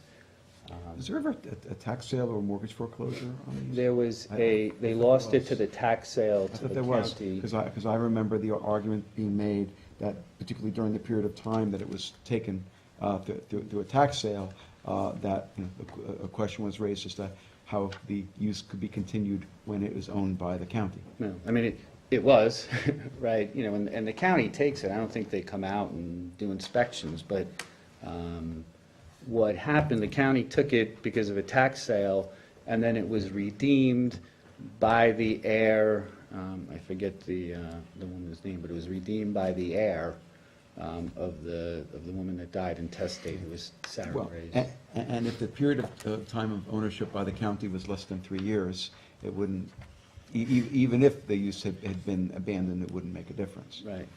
So if they redeemed it, they probably redeemed it within 3 years, but it'll say it in the... But I think it was continued to be used by the people involved, by that use that was on the corner, regardless of who owned it. And I think that who owned it was a discussion because of an heir who died intestate.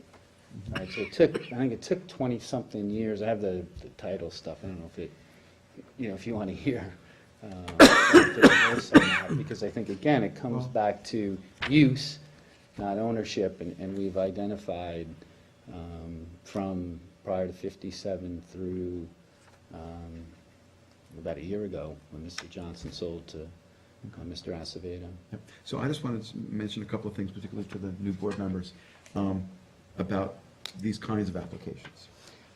So the reason is kind of a little bit interesting. So what the applicant is trying to do is they're trying to have this board reach the conclusion that the applicant is entitled to what's called a pre-existing CO, basically meaning that the use of the property predates zoning.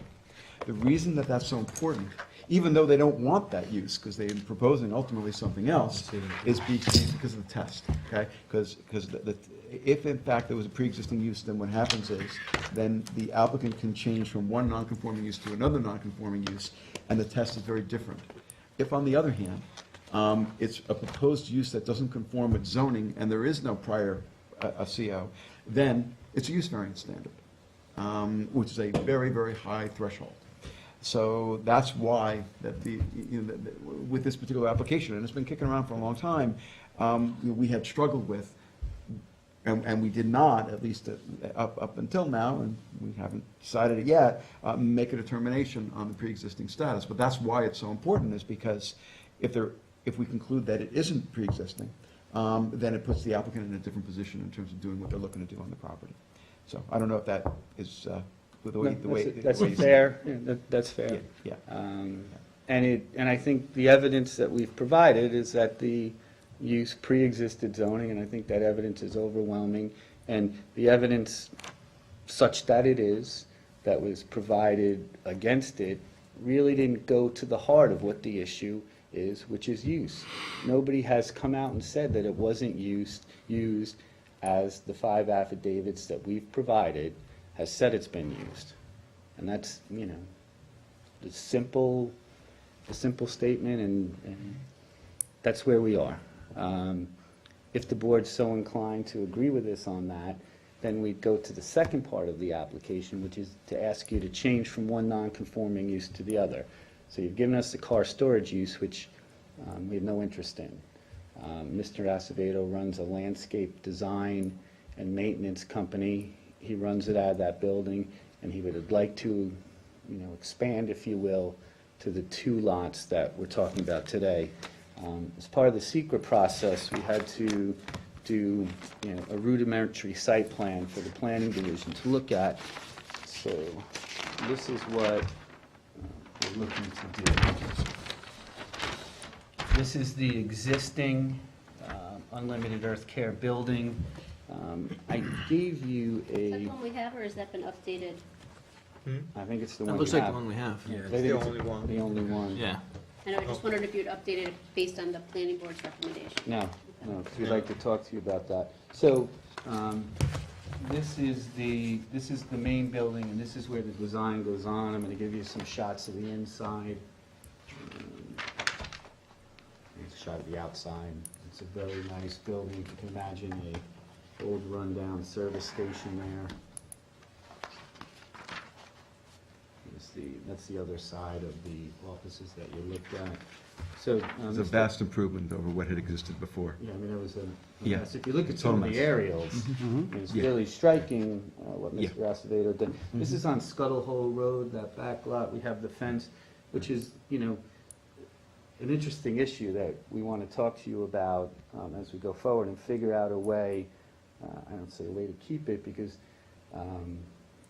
the background of it is interesting with Mr. Johnson's ownership, that there was a fence there. And it appears that that fence was done in conjunction, with the lot on the corner, the auto repair. It's just another shot of the outside. And I'm looking from the lot there at the other side of it. What do you mean, you're saying the fence is pre-existing? I'm saying the fence has a permit and a CO. And it was included. High is it? Along 6 feet. So it has a permit and a CO that was done in conjunction with this lot. So the fence ran all the way down. When you, In conjunction with which lot, the improved lot? the improved lot, correct, the one on the corner, The one that's got the new use, the one that you came to this for to change from one non-conforming to in another? 2006. Right, but prior to that, there's an application for a fence, and it extends along both lots. So as we searched it, we had a CO, and it, it didn't make a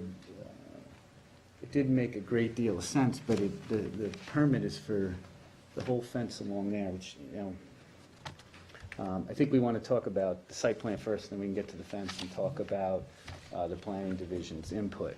All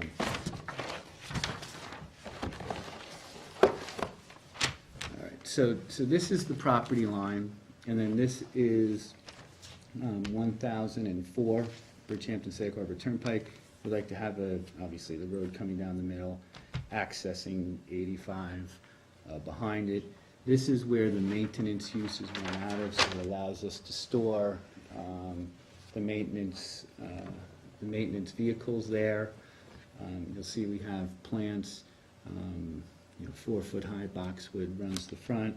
And then we want to have planted material, and Mr. Acevedo can explain to you his idea, but as you listen to him about his business, it was one of the things that was striking as we talked to the neighbors, that this is really a design use. Mr. Acevedo is a designer, landscape designer, as opposed to, like a landscaper. So it's not a bunch of trucks and trailers running in and out of here. The maintenance is, as this board described it, ancillary to the design business. And this property is really going to be used to help the design part of the business and really support that. This lot would just give them some more space to bring the maintenance trucks in and out. So, Fred, Rico, if you want to explain to them. Okay, the thing here, if you guys pass in front, never is more than 1 or 2 cars parked anymore. It's always 1, 2, because that's the way we want to live. We want to very boutique landscape design or business. So this is our showroom. We sell like lifestyle, design style, and into landscaping. So the idea is to have the trucks coming here and park all the way here. So they are covered by the building, so nobody see the trucks. And not known the neighbors, and mostly our clients don't see like the action of workers. So it's all covered by the building because the building is right here. This 6-foot fence, all neighbors are super happy with it. This neighbor here, he was so happy that he continued the same fence. The neighbors inside are of always the happy with property. 6-foot fences. They love. They are? I Every- didn't They know all that. want them. That's the problem. See, Either. if we grant 6-foot fences to one, all the neighbors and everybody else, I didn't all know over, that. everywhere, I didn't know want that. 6-foot I didn't fences. know that. It's a little. I'm okay to lower for 4, Okay. but like, I Okay. just say that they are all happy because they don't see anything. Of course. Right, of course, I because they understand. don't see my trucks Yes, here, yes. you know, and because this is here's the garage part where the tools are stored.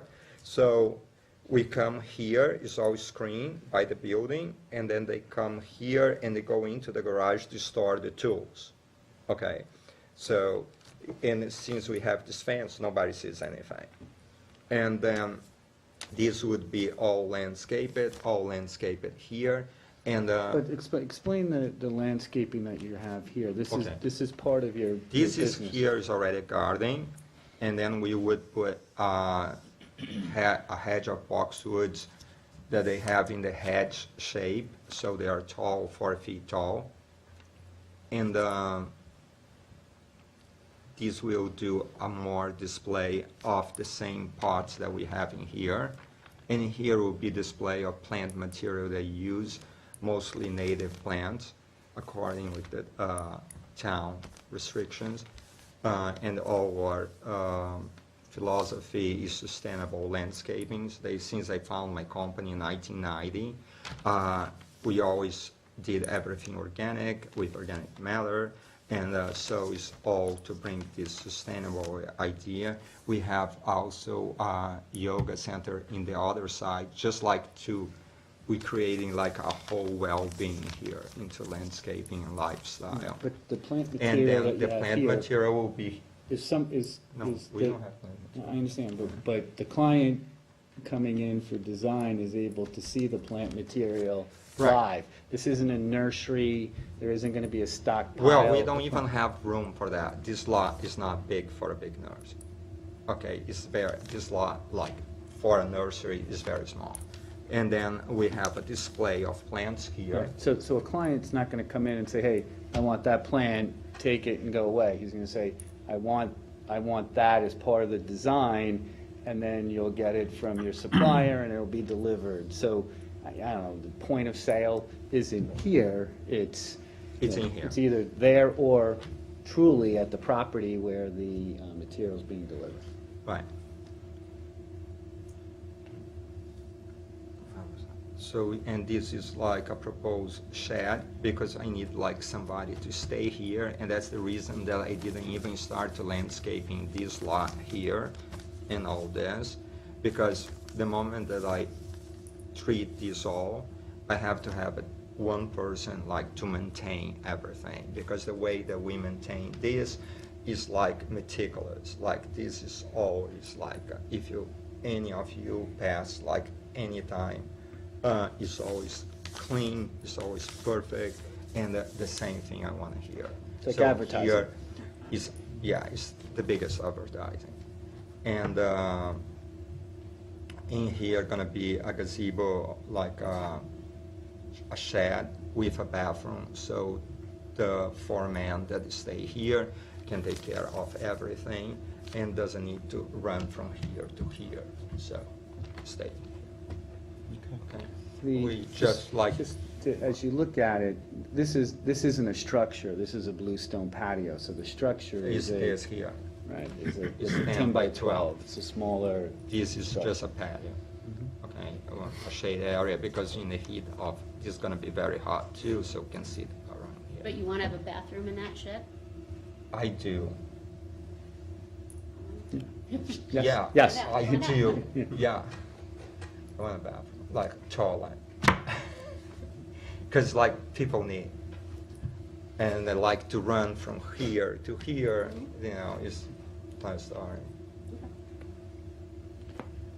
So The that, only thing that I want to hear is a bathroom, a toilet, and a desk. That's all. Like, and then we just hang some tools like rakes and hoses and things in here. But the only structure really is a bathroom. And when the planning board looked at this, I mean, I know David said he's gonna get into that later, but were they happy at least with this, this driveway, this means of ingress or egress or everything? remember, I think it was the planning division, I don't know that it's the I planning. just mean in terms of our secret, I mean, we have a secret recommendation, I mean. Right, but I don't think that, I don't want to say, I think it was the planning division, I don't know that the planning board looked at it.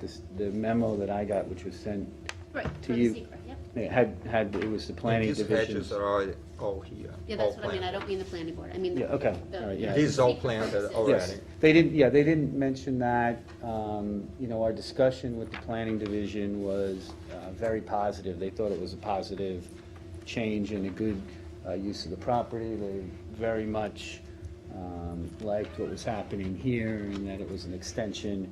You could put, Well, the neighbors who were objecting aren't here tonight, so. right. And if you look at some of the ways that property was used with all the cars, and then you look at this, I mean, I think it's a significant benefit to the neighborhood. There are some conditions that we'd like to talk to you about on the secret if you don't have any questions on the site plan. And obviously you have to go to the planning board, get site plan approval, show them a landscape plan, and go through that process. So, we have to do that anyway. But this was enough to get through the secret process. Okay. So, what else do you want? I'm sure you. What else can we do for you? Well, if we could talk about the conditions.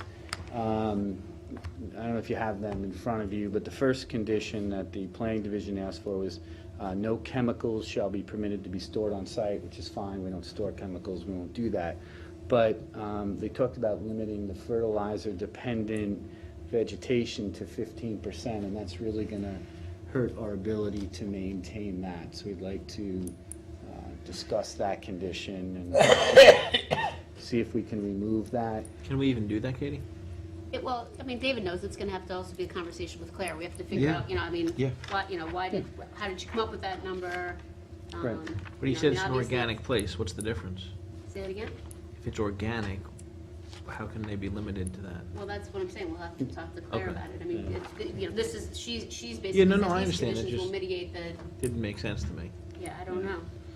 I mean, we can go through these point by point, but if your direction to us will be to go back to the planning division, then I don't want to take up your I time think now. so. I mean, Right, it's okay. planning issues. But we should, but, Yeah. you know, they should hear it too. Yeah. I'm sorry? They should hear what the other. But we got them in writing. Oh. Did you submit? I didn't know, I haven't addressed these in writing. I don't want to be presumptuous enough to think that you were going to hit us with the first two. Well, if you want to briefly go over them, just. Okay, all right, so, they talk about a 20-foot buffer here. You know, our plan is, you know, and I don't know if you saw the pictures, but it is a nice fence that's along here. It is 6 feet. I think there's a history of having a 6-foot fence. I have some pictures from '06 that were there. I think it's, again, it was a 6-foot fence that was permitted. You know, again, the background of these lots are so intertwined that the permit had all these. We can talk about the 6 foot. It sounds like Federico's willing to go to 4 feet, and then we have. If there is Yeah. like, My take on 6-foot fences in a situation like this is if the record establishes that it's pre-existing, non-conforming, or that if it's permitted, somehow it was permitted before the current regulations on size of fences existed, that's one thing. If it isn't, then we're gonna have a 4-foot fence. The other thing is there is a 6-foot fence that's here. You know what, we'll look at the fence. There are issue. 6-foot fences all over the town. Permitted though, permitted in I CO in understand. 2006. Okay. Right after the, Okay. yeah, that's. 6-foot fence. 6-foot fence. SIA. CO. So we comply, 6-foot fence. And then again in '06. Yeah, fence. So we'd like to get away from the. But that could be another fence, that could be covering a section of this fence, conceivably. Well, I think what David's saying is it's attached to one of the lots, but it's going into the other lot. Yes, right, it comes So from the this lot all the way. The extension of both, you know, the fence clearly is not attached to the one tax map number that you're suggesting, maybe it was always there. Because of the uses kind of expanded into it as well. Right. So if you go on the GIS, you look this up, the only thing that's on it is an application and COs for a 6-foot fence, right? And it, you know, it didn't all make sense timing-wise, so when we looked deeper at it, it looked like it was connected to the fences that were permitted and CO'd on that lot. But we'll come back to you with a deeper explanation and see if we can get to the bottom of what happened. And so they're looking for a 20-foot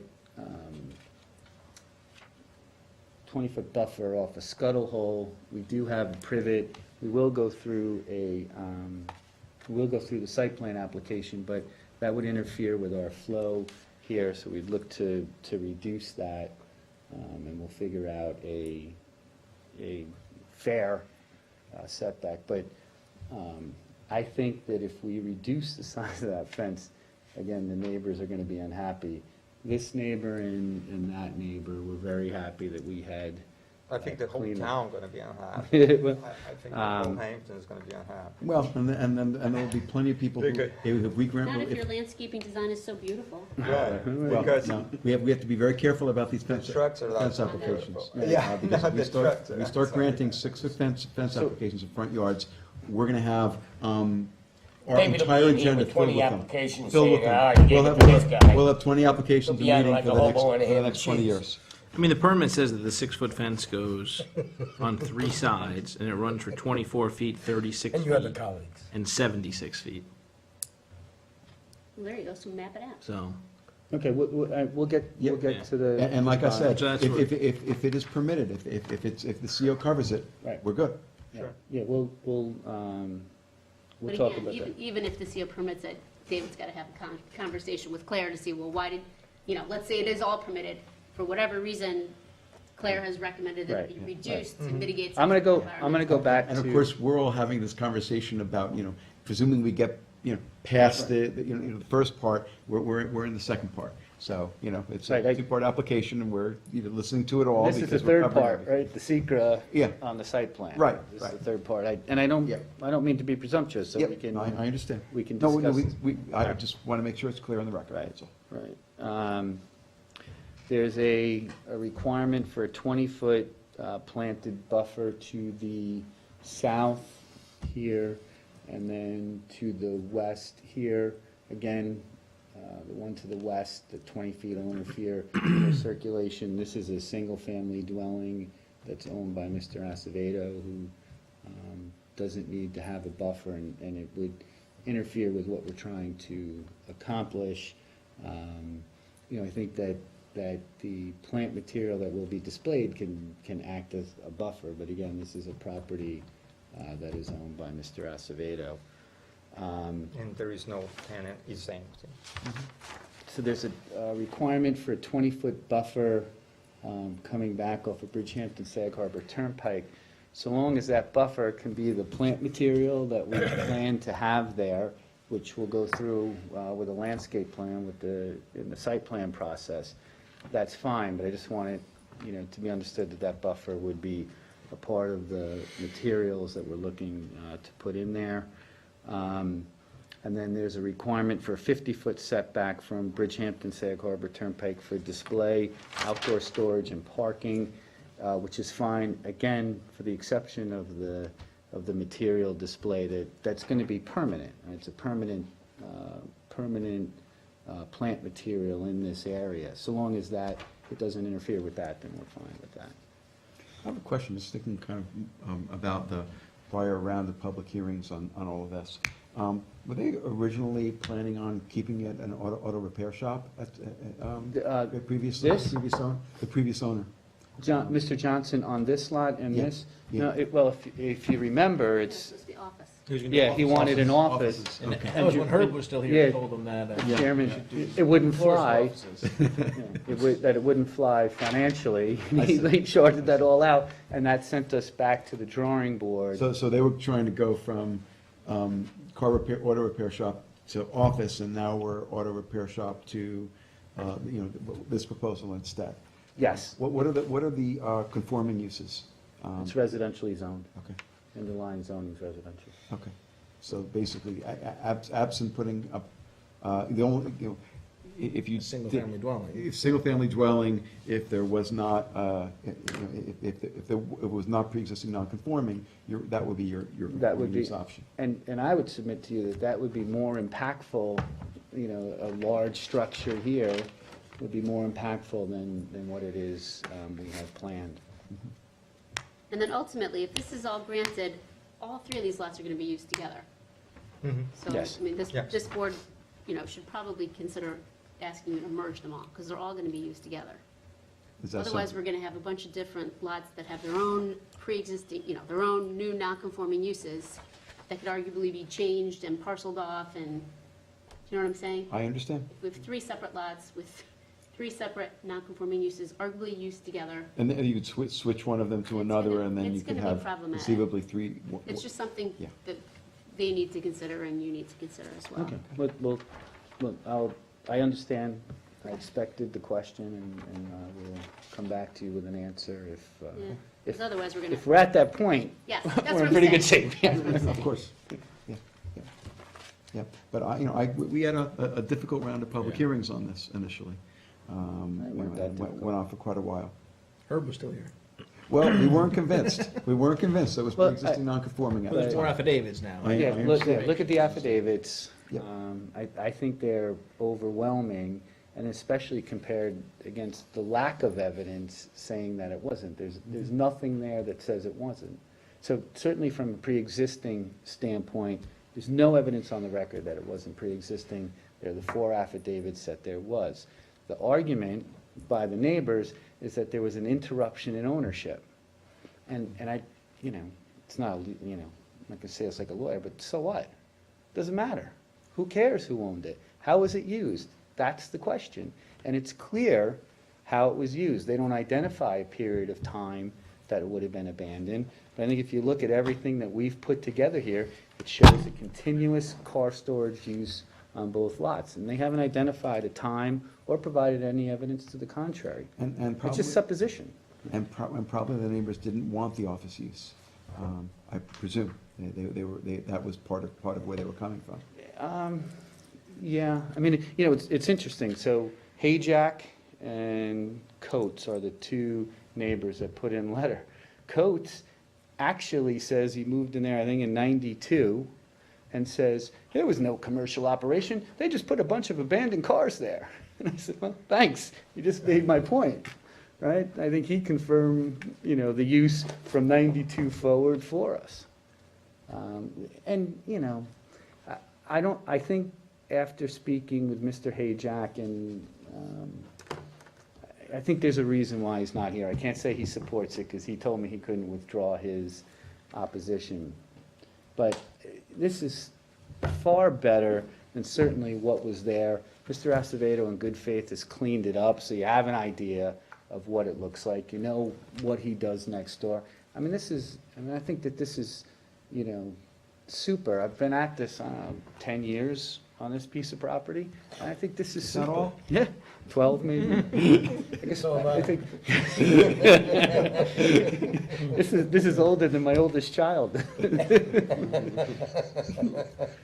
But I think that this is such a super outcome, and it's I wish we had gotten to it earlier, but there wasn't a meeting of the minds between Mr. Johnson and Mr. Acevedo until last year, and it gave us the opportunity. And I was thrilled when Mr. Acevedo came in, because then I got to finish it, right, and finish it in a way that I think is I think the best thing that can happen here. I think putting a house here is more impactful than having plant material and a 10 by 12 wooden shed that'll be used for 6 months a year by You think one you'll need a person. building permit for that bluestone patio, or is that gonna be? That's at grade, That's at yeah. grade. Yeah, great. Yeah.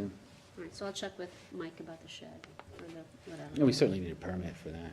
I just wanna make sure he's okay with the bathroom, and then if, Okay. what would he call it, an accessory structure or something? No one's here. What's our next step here going forward? I guess give us, put off for 2 weeks, and we will talk to Claire Shea and see if we can get somewhere on the conditions. I don't know if you have any direction for us. Has it been on the planning board's agenda, or not at all? No, I think it's just, you guys sent it to the planning division, and they did secret for you, so this was their, Usually we do refer things to them. Oh, look, it's Matt and Johnson. Okay, so I'll make a Wrap motion. motion here? Yep. So do we have any comments? For, Yes, yeah, Anybody in absolutely. the audience want to speak? Absolutely.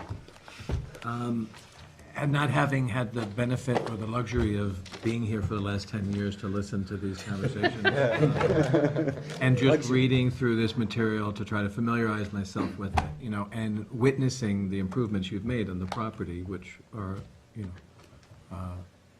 eye-pleasing. The biggest concern that I have, regardless of how this turns out, was the comment of having to ask you to turn off machinery at 5:50 a.m. And I don't know if that's true or not, but I would really encourage you to be committed to being a good neighbor when it comes to sound and disturbance, if this does move forward. I think that's really important. Of course. Yeah. And just to know, we don't have big machinery, like bobcats, and we don't have any kind of Right. machinery. But even Because lawnmowers and my blowers, if you're subcontract- maintaining your no, own I totally property, understand, no. Yeah. I'm there working since 5:30, but Right. Yeah, you'd really, I work We won't 15 hours violate a the day, noise but ordinance. not the noise. would count on you to be committed to being a good neighbor. Absolutely. Thank you. Okay, anything else? Okay, I would move that we hold the public hearing open for the application of Unlimited Earth Care of Bridgehampton LLC, being that there's nobody here from the public, until our March 15th meeting. Do we have a second? Second. Okay. I'm not sure who made the second. Mr. Kelly. Mr. Kelly, okay. Mr. Kelly? Aye. Mr. Daly? Aye. Mr. DeSessa? Aye. Mr. Hahn? Aye. Mr. Tudhill? Chair votes aye. Thank you for being here. We'll see you in 2 Thank weeks. you for hearing us, No problem. and your continued patience. We love a challenge. Clearly, I do too. Where are you going? Yeah. Good night. Bathroom break? Sure. Yeah. We're taking a bath. I think we're ready. We're back on. Are we back on? I'm going to second call Ronnie Knudsen. Do you have a motion, Mr. Tuttle? I'm sorry? Do you have a motion on that? I'm just waiting to see if anybody steps forward, you know? The crowd is really, really Seeing thick. hearing no one, I'm gonna move that we put this off to, what's our first meeting in April? April 7th. What are you doing? The 5th. Are you doing The 5th? Hudson?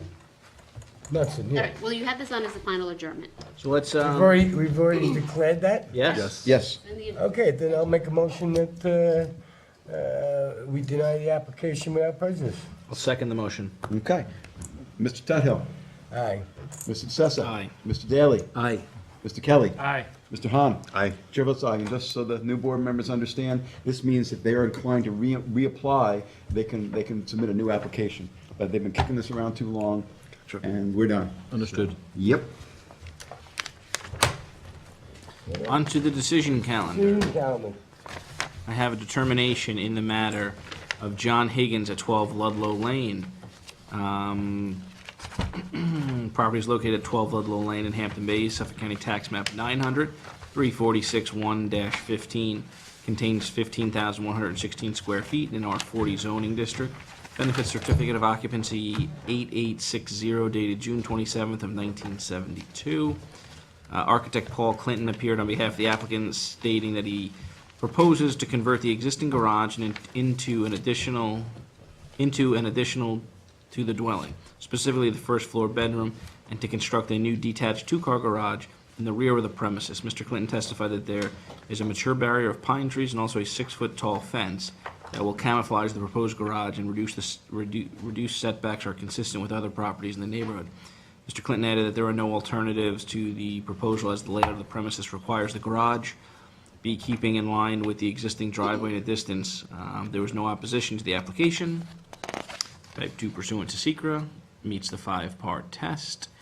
Therefore, this board grants relief from Town Code Section 330-84D pyramid height for a proposed encroachment in the amount of 751 cubic feet, 379 on the north elevation and 372 on the west elevation, for a proposed detached two-car garage as shown on the survey prepared by John Barilski of Barilski Land Surveying, dated July 13th, 2017, last revised September 11th of 2017, and the plans prepared by Paul J. Clinton, architect, dated April 2nd, 2017. Grant of the foregoing relief is subject to such other conditions and permits as applicant has already acquired or may otherwise have to acquire for final approval of the subject premises. Second. Mr. Sessa. Aye. Mr. Kelly. Aye. Mr. Daly. Aye. Mr. Hahn. Aye. Mr. Tuthill. Aye. Chair votes aye. Okay, moving on, I have a determination in the matter of Pinter Walk Hall, 17 Middle Island Road in Hampton Bays. I'll read the relief. At the end, Suffolk County Tax Map 900, 292-3-16, located in the R20 zoning district, type 2 pursuant to SECRA. The following testimony was offered at a public hearing. David Lee Radigan of Points East Property Services, agent for the applicant, testified that the applicant seeks lot coverage relief in order to construct a detached garage on the premises. Mr. Radigan explained that the applicant's purpose is to construct a 24 by 24 garage, which it conforms with all setbacks, will slightly exceed both the total lot coverage and rear yard lot coverage with no detriment to the neighbor or community. There was no opposition to the application. It meets the 5-part test as well as the standards set forth in 267B of New York State Town Law. And therefore, in the interest of justice and the reasons set forth herein, this board grants relief from Town Code Section 33011, Residential District Table of Dimensional Regulations for a proposed total lot coverage of 24.2%, where 20% is permitted, and Town Code Section 33077D, placement of accessory buildings and structures and uses in all districts, for a proposed rear yard coverage of 22.2%, where a maximum of 20% is permitted. All for the location of a proposed detached garage as shown on the survey prepared by Rayner, Marks, and Carrington Surveying, dated September 22nd of 2017, and the plans by Nicholas Vero, architect, dated August 4th, 2017. Grant of the foregoing relief is subject to such other conditions and permits as applicant has already acquired or may otherwise have to acquire for final approval of the subject premises. Second. Mr. Sessa. Aye. Mr. Kelly. Aye. Mr. Daly. Aye. Mr. Hahn. Aye. Mr. Tuthill. Yes. Chair votes aye. I have a determination in the matter of the application of 20 Riverlay Avenue Corp. Applicant requests relief from 330 34, business district's table of dimensional regulations for a principal front yard setback of 1.4 feet and 4.1 feet from the northerly property line where 30 feet is required. Principal front yard setback of 5.7 feet and 4.1 feet from Riverlay Avenue where 30 feet is required, and a principal front yard setback of 20 feet 3 inches and 12 feet 2 inches from Lake Avenue where 30 feet is required, all for a proposed two-story, 10,920 square foot building containing a medical office and 2 one-bedroom apartments and any other relief necessary. The premises is 42,803.59 square feet in the OD zoning district located at 20 Riverlay Avenue in Riverside. Tax map number 900-138-230. It currently exists of a one-story building. We have a planning, let me see, we actually have a referral report from the planning board, and we have correspondence from Suffolk County, and it's type 2 pursuant to SECRA. As you all may recall, the applicant is proposing to build a medical office building that has 2 apartments in it that replaces what had been a restaurant that has been an abandoned building in the traffic circle in Riverhead for many years. And they mainly need the relief for setbacks because even though there is an overlay district that was passed a few years ago by our town board, it's not fully in place, so that they have to have relief for what's being proposed. But in fact, it's going to be conforming soon enough when this is all finalized in terms of the overlay district. So we had only testimony and support. And the community was very excited about this as part of a new vision for the Riverside community. Also, the idea with the sidewalks and the design of it is so that it's going to be friendly for walking in this vicinity. So in any case, it passes the 5-part test.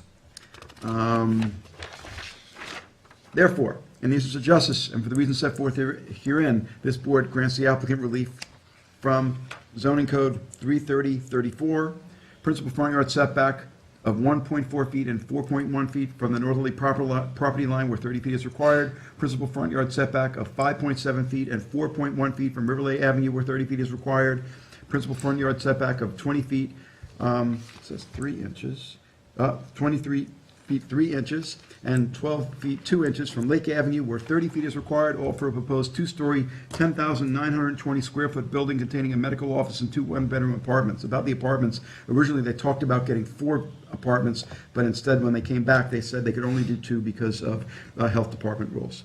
The proposed building will have the dimensional requirements and location as shown on the site plan of L.K. McLean Associates by Raymond DeBassi, engineer, that was last revised today, March 1st, 2018, and submitted with the application and is incorporated herein, and any other conditions or permits the applicant requires for the final approval of the proposed 2-story, 10,920 square foot building containing a medical office and 2 one-bedroom apartments to be built on the subject property. Second.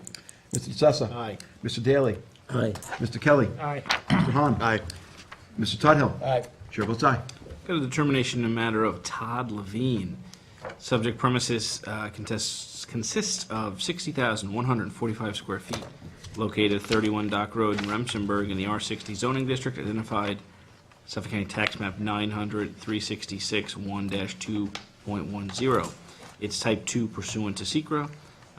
In order for this board to grant relief, the standards set forth in Section 267B of New York Town Law must be met, which it does. Specifically, at a public hearing, Mr. Levine testified that he purchased the house with the existing conditions, and only when he appeared for a building permit to renovate and upgrade existing conditions was he made aware of the illegalities. No one appeared in opposition to the application. It did meet the 5-part test.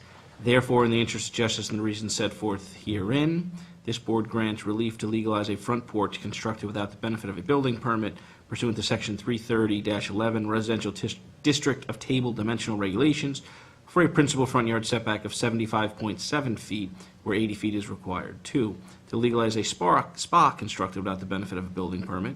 Section 330-11 for an accessory side yard setback of 26.3 feet where 30 feet is required. Section 330-76D, placement of accessory building structures and uses in all districts, and Section 330-83C yards to allow the spa to remain within the required minimum and total side yard of the principal building, and 3, to legalize a deck constructed around the spa without the benefit of a building permit. Section 330-11 for an accessory side yard setback of 24.9 feet, where 30 feet is required, and Section 330-76D, placement of accessory buildings and uses in all districts, and Section 330-83C yards to allow the deck to remain within the required minimum and total side yard of the principal dwellings. This was last shown on a survey by David H. Fox, licensed surveyor PC, dated May 4th, 2017, and last revised November 15th of 2017. The grant of the foregoing relief is conditioned upon the applicant obtaining all other permits and approvals as required by the Southampton Town Building Department. Second. Mr. DeCessa. Aye. Mr. Tudhill. Aye. Mr. Hahn. Aye. Mr. Daly. Aye. Mr. Kelly. Aye. Chair votes aye. Have determination of the matter of the application of Wilma R. Hanson. Applicant requested determination whether the proposed garages are subordinate or incidental pursuant to Town Code 330-5 definitions because of the size and proportion to the main dwelling and their use. Ms. Rigdon came in, wanting fairly large garages. We talked her into, asked her to go back to the applicant and talk her into, building 2 garages, Yep. small type garages. We did. So, joined on the bench, and here we go. So therefore, after revisions, this board finds that the resultant garages are customary accessory structures, despite the fact that the square footage of the garages remains somewhat large in comparison to the size of the dwelling. Their intended use is clearly incidental and subordinate, specifically as garages to allow the applicant to store cars and equipment. Here, there can be no doubt that the proposed structure uses as garages and thus subordinate and incidental to the existing single-family dwelling, notwithstanding their size.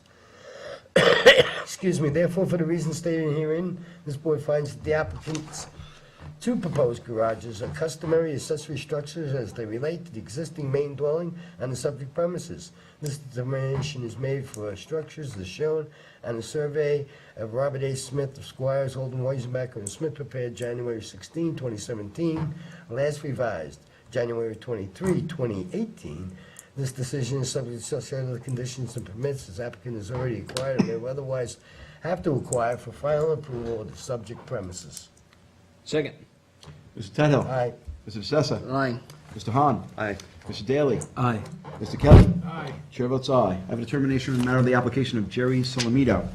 I will read the relief at the end, but basically it's single and separate status and some setback relief. The premises is located in the R20 zoning district with an address of 37 Maryland Boulevard in Hampton Bays, tax map number 900-264-443.2, with a size of 12,767.66 square feet, which consists of a single-family residence and a detached frame shed and is non-conforming as to size. We have a CO for the dwelling indicating that the work was completed in April 1963, and that apparently replaces, that CO replaces a prior CO dated in April 29th, 1963. Type 2 pursuant to SECRA. I go through the analysis first of the subject property and the adjacent property to the east, which is the only property where we have to address merger issues. So the adjacent property to the east is lot 43, I believe 43.3, and yep, 43.3, and separate tax, separate deeds, separate tax map numbers, used separately, not used in conjunction with one another. It's single and separate. So based on the basis of the evidence and testimony presented at the hearing, this board finds that no merger occurred as a matter of law between the subject lot, lot 43.2, and the adjacent lot 43.3. Thus, the subject premises should be treated as a separate lot, and that it is similar in size of the lot as it presently exists to other lots in Maryland Boulevard in Hampton Bays. As far as the 5-part test goes for the setback relief, it passes that test. Therefore, in addition to concluding that it is a lot, that the subject lot, lot 43.2, identified as tax lot number 900-264-443.2, is a single and separate lot, we conclude that we grant the relief for from zoning code 330-115D3, continuance for a principal front yard setback of 27.2 feet where 30 feet is required for a proposed addition to an existing residence, and a principal front yard setback of 22.5 feet where 30 feet is required for a proposed covered porch addition to an existing residence. The mudroom addition, and that's really all this was for, the setback relief, so the mudroom addition to the existing residence will have the dimensional requirements and location as shown in the survey of Kenneth Wochuk, surveyor, dated June 11, 2013, last revised February 16, 2018, as well as the plans of William Fisher, dated October 10, 2017, which were submitted with the application and incorporated herein, and any other permits the applicant requires for final approval of the proposed mudroom addition to be built at the subject property. Second. Mr. Kelly. Aye. Mr. Daly. Aye. Mr. DeSessa. Aye. Mr. Hahn. Aye. Mr. Tudhill. Aye. Chair votes aye. A determination in the matter of Louis Nito and Deborah Nito, property located at 4 Old Squires Road in Hampton Bays, tax map 900, 173, 2, lot 10. Applicant requests relief from the following provisions of the town code: 330-115C, continuance for an accessory side yard setback of 14.9 feet, where 15.6 feet is existing, to legalize the expansion of the easterly structure, and any other relief necessary. Lot size is 19,972 feet, located in Hampton Bays. At the public hearing, Mr. Nito, co-owner of the premises, initially applied for much more relief. He wanted to legalize an accessory apartment that was built without the benefit of building permits before he purchased the premises, according to his testimony. Upon hearing several board members who felt unfavorably disposed towards approving that portion, he withdrew the request for that portion of the relief, and now he just wants the aforementioned tiny de minimis relief, as I describe it. We find it meets the 5-part test. Therefore, and for the reasons set forth herein, this board grants relief from the town code 330-115C, continuance for an accessory side yard setback of 14.9 feet where 15.6 is existing, to legalize the expansion of the easterly structure, with the easterly accessory apartment to be converted back into a garage, all for structures as shown on the survey prepared by Rayner, Marks, and Carrington Surveying, dated February 22nd, 2018. The granting of this relief is subject to the conditions of such other permits as the applicant has already acquired or may otherwise have to acquire for final approval of the structures on the subject premises. Second. Mr. Kelly. Aye. Mr. DeSessa. Aye. Mr. Daly. Aye. Mr. Hahn. Aye. Mr. Tudhill. Aye. Chair votes aye. I have determination in the matter of the application of 575-541 County Road 39A LLC. Property is located, you can guess, 575 County Road 39, Tuckahoe, New York. Tax map 900, 158, 1, lot 14.3. It's located, as we said, it totals a little over 4 acres. At the public hearing, the owner's agent, John Bennett Esquire, stated that the owner wishes to enclose 2 existing areas of the building, both of which are already roofed, as well as add a new addition in the rear of the building to be used as service bays. Mr. Bennett stated that the owner entered into a lot line modification with the adjacent premises currently owned by the Southampton Elks Lodge to expand the parcel, and that the proposal meets all applicable setback revisions of the town code. The initial improvements had the portion of the enclosed showroom which would be visible from the street to have glass walls. After Mr. Bennett met with this board, the plans were revised, and the proposed enclosed showroom now matches the existing brick facade to make it much more aesthetically pleasing, and I would agree. Mr. Bennett submitted 2 pre-submission reports from the planning board, noting that one was not adopted, and pointing out that the adopted report dated January 11, 2011 did not state any opposition to the application, and rather acknowledges that the additions occur largely in the rear of the building over areas already utilized by the car dealership for vehicle drop-off and servicing. We find that it meets the 5-part Or test. can you just read the secret part too? Sure. Sorry. Yeah, no problem. Katie helped me write the secret part, and we will give it its due. Let me just locate it. The board initially found that the subject application to be a Type 1 action under the State Environmental Quality Review Act, SECRA, and coordinated with the Southampton Town Planning Board, New York State Department of Environmental Conservation, the Suffolk County Department of Public Works, and the Suffolk County Department of Health Services. The planning board assumed lead agency, clarified that the action was unlisted, and by resolution number 2018-42, adopted a negative declaration. Thank you. Sure. We find that it meets the 5-part test. In this instance, Therefore, and for the reasons set forth herein, this board grants relief from Town Code 330-105K to permit additions totaling 7,663 square feet, 805 of which are in addition to the showroom, 4,301 addition to the existing vehicle drop-off area, and 2,575 square feet to the service area, to an existing 20,000 square foot building where the maximum gross floor area per building or building complex in the Highway Business Zoning District shall not exceed 15,000 square feet per lot. All for structures as shown on survey prepared by Squires Holden, Weisenbacher and Smith, last revised July 27, 2017, and on plans prepared by Gregory Basmagian Architect PLLC, last revised January 10th, 2018, and pages A4 and A2 revised January 10th, 2018. As agreed upon by the applicant, the structures may not be used for what is commonly known as a big box store. The grant of the foregoing relief is conditioned upon applicant obtaining all other necessary permits or approvals. Second. Mr. Kelly. Aye. Mr. DeSessa. Aye. Mr. Daly. Aye. Mr. Hahn. Aye. Mr. Tudhill. Aye. Chair votes aye. I guess I'm the only one left. And then there was one. You'll forgive me if I can't read as quickly as you other gentlemen. It's okay, it's early. I'll get to Stop it. by saying therefore. In the matter of application of Larry and Penny Fiorello, 18 Old Riverhead Road, Hampton Bays, Suffolk County Tax Map Number 900-227-1-4, based upon the application and all the documents contained in the board's file, including testimony and evidence received at the public hearing, the Zoning Board of Appeals finds and determines as follows.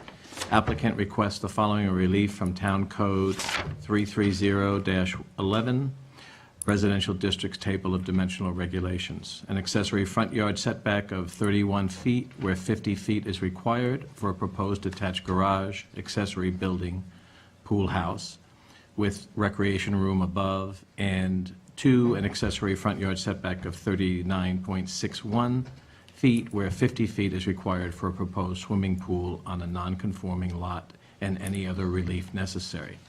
The premises is located at 18 Old Riverhead Road in the hamlet of Hampton Bays, town of Southampton, Suffolk County, and state of New York. Suffolk County Tax Map Number, as was said, 900-227-1-4, and is approximately 16,524 square feet. It is located in the R20 zoning district. Applicant took title to the premise by deed dated August 29, 2012. The premise benefits from certificate of occupancy number N767403 dated October 27, 1969 for a one-family dwelling with one-car garage. Town of Southampton Zoning Board of Appeals, number 2398, dated June 20th, 1969, granting a front yard variance of 28 feet on Washington Avenue.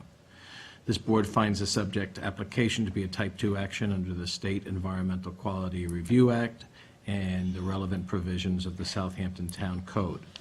At the public hearing on this matter, Larry and Penny Fiorello appeared on behalf of themselves, stating that they seek relief in order to add a detached garage, accessory building, pool house with recreation room above and a 16 by 32-foot pool.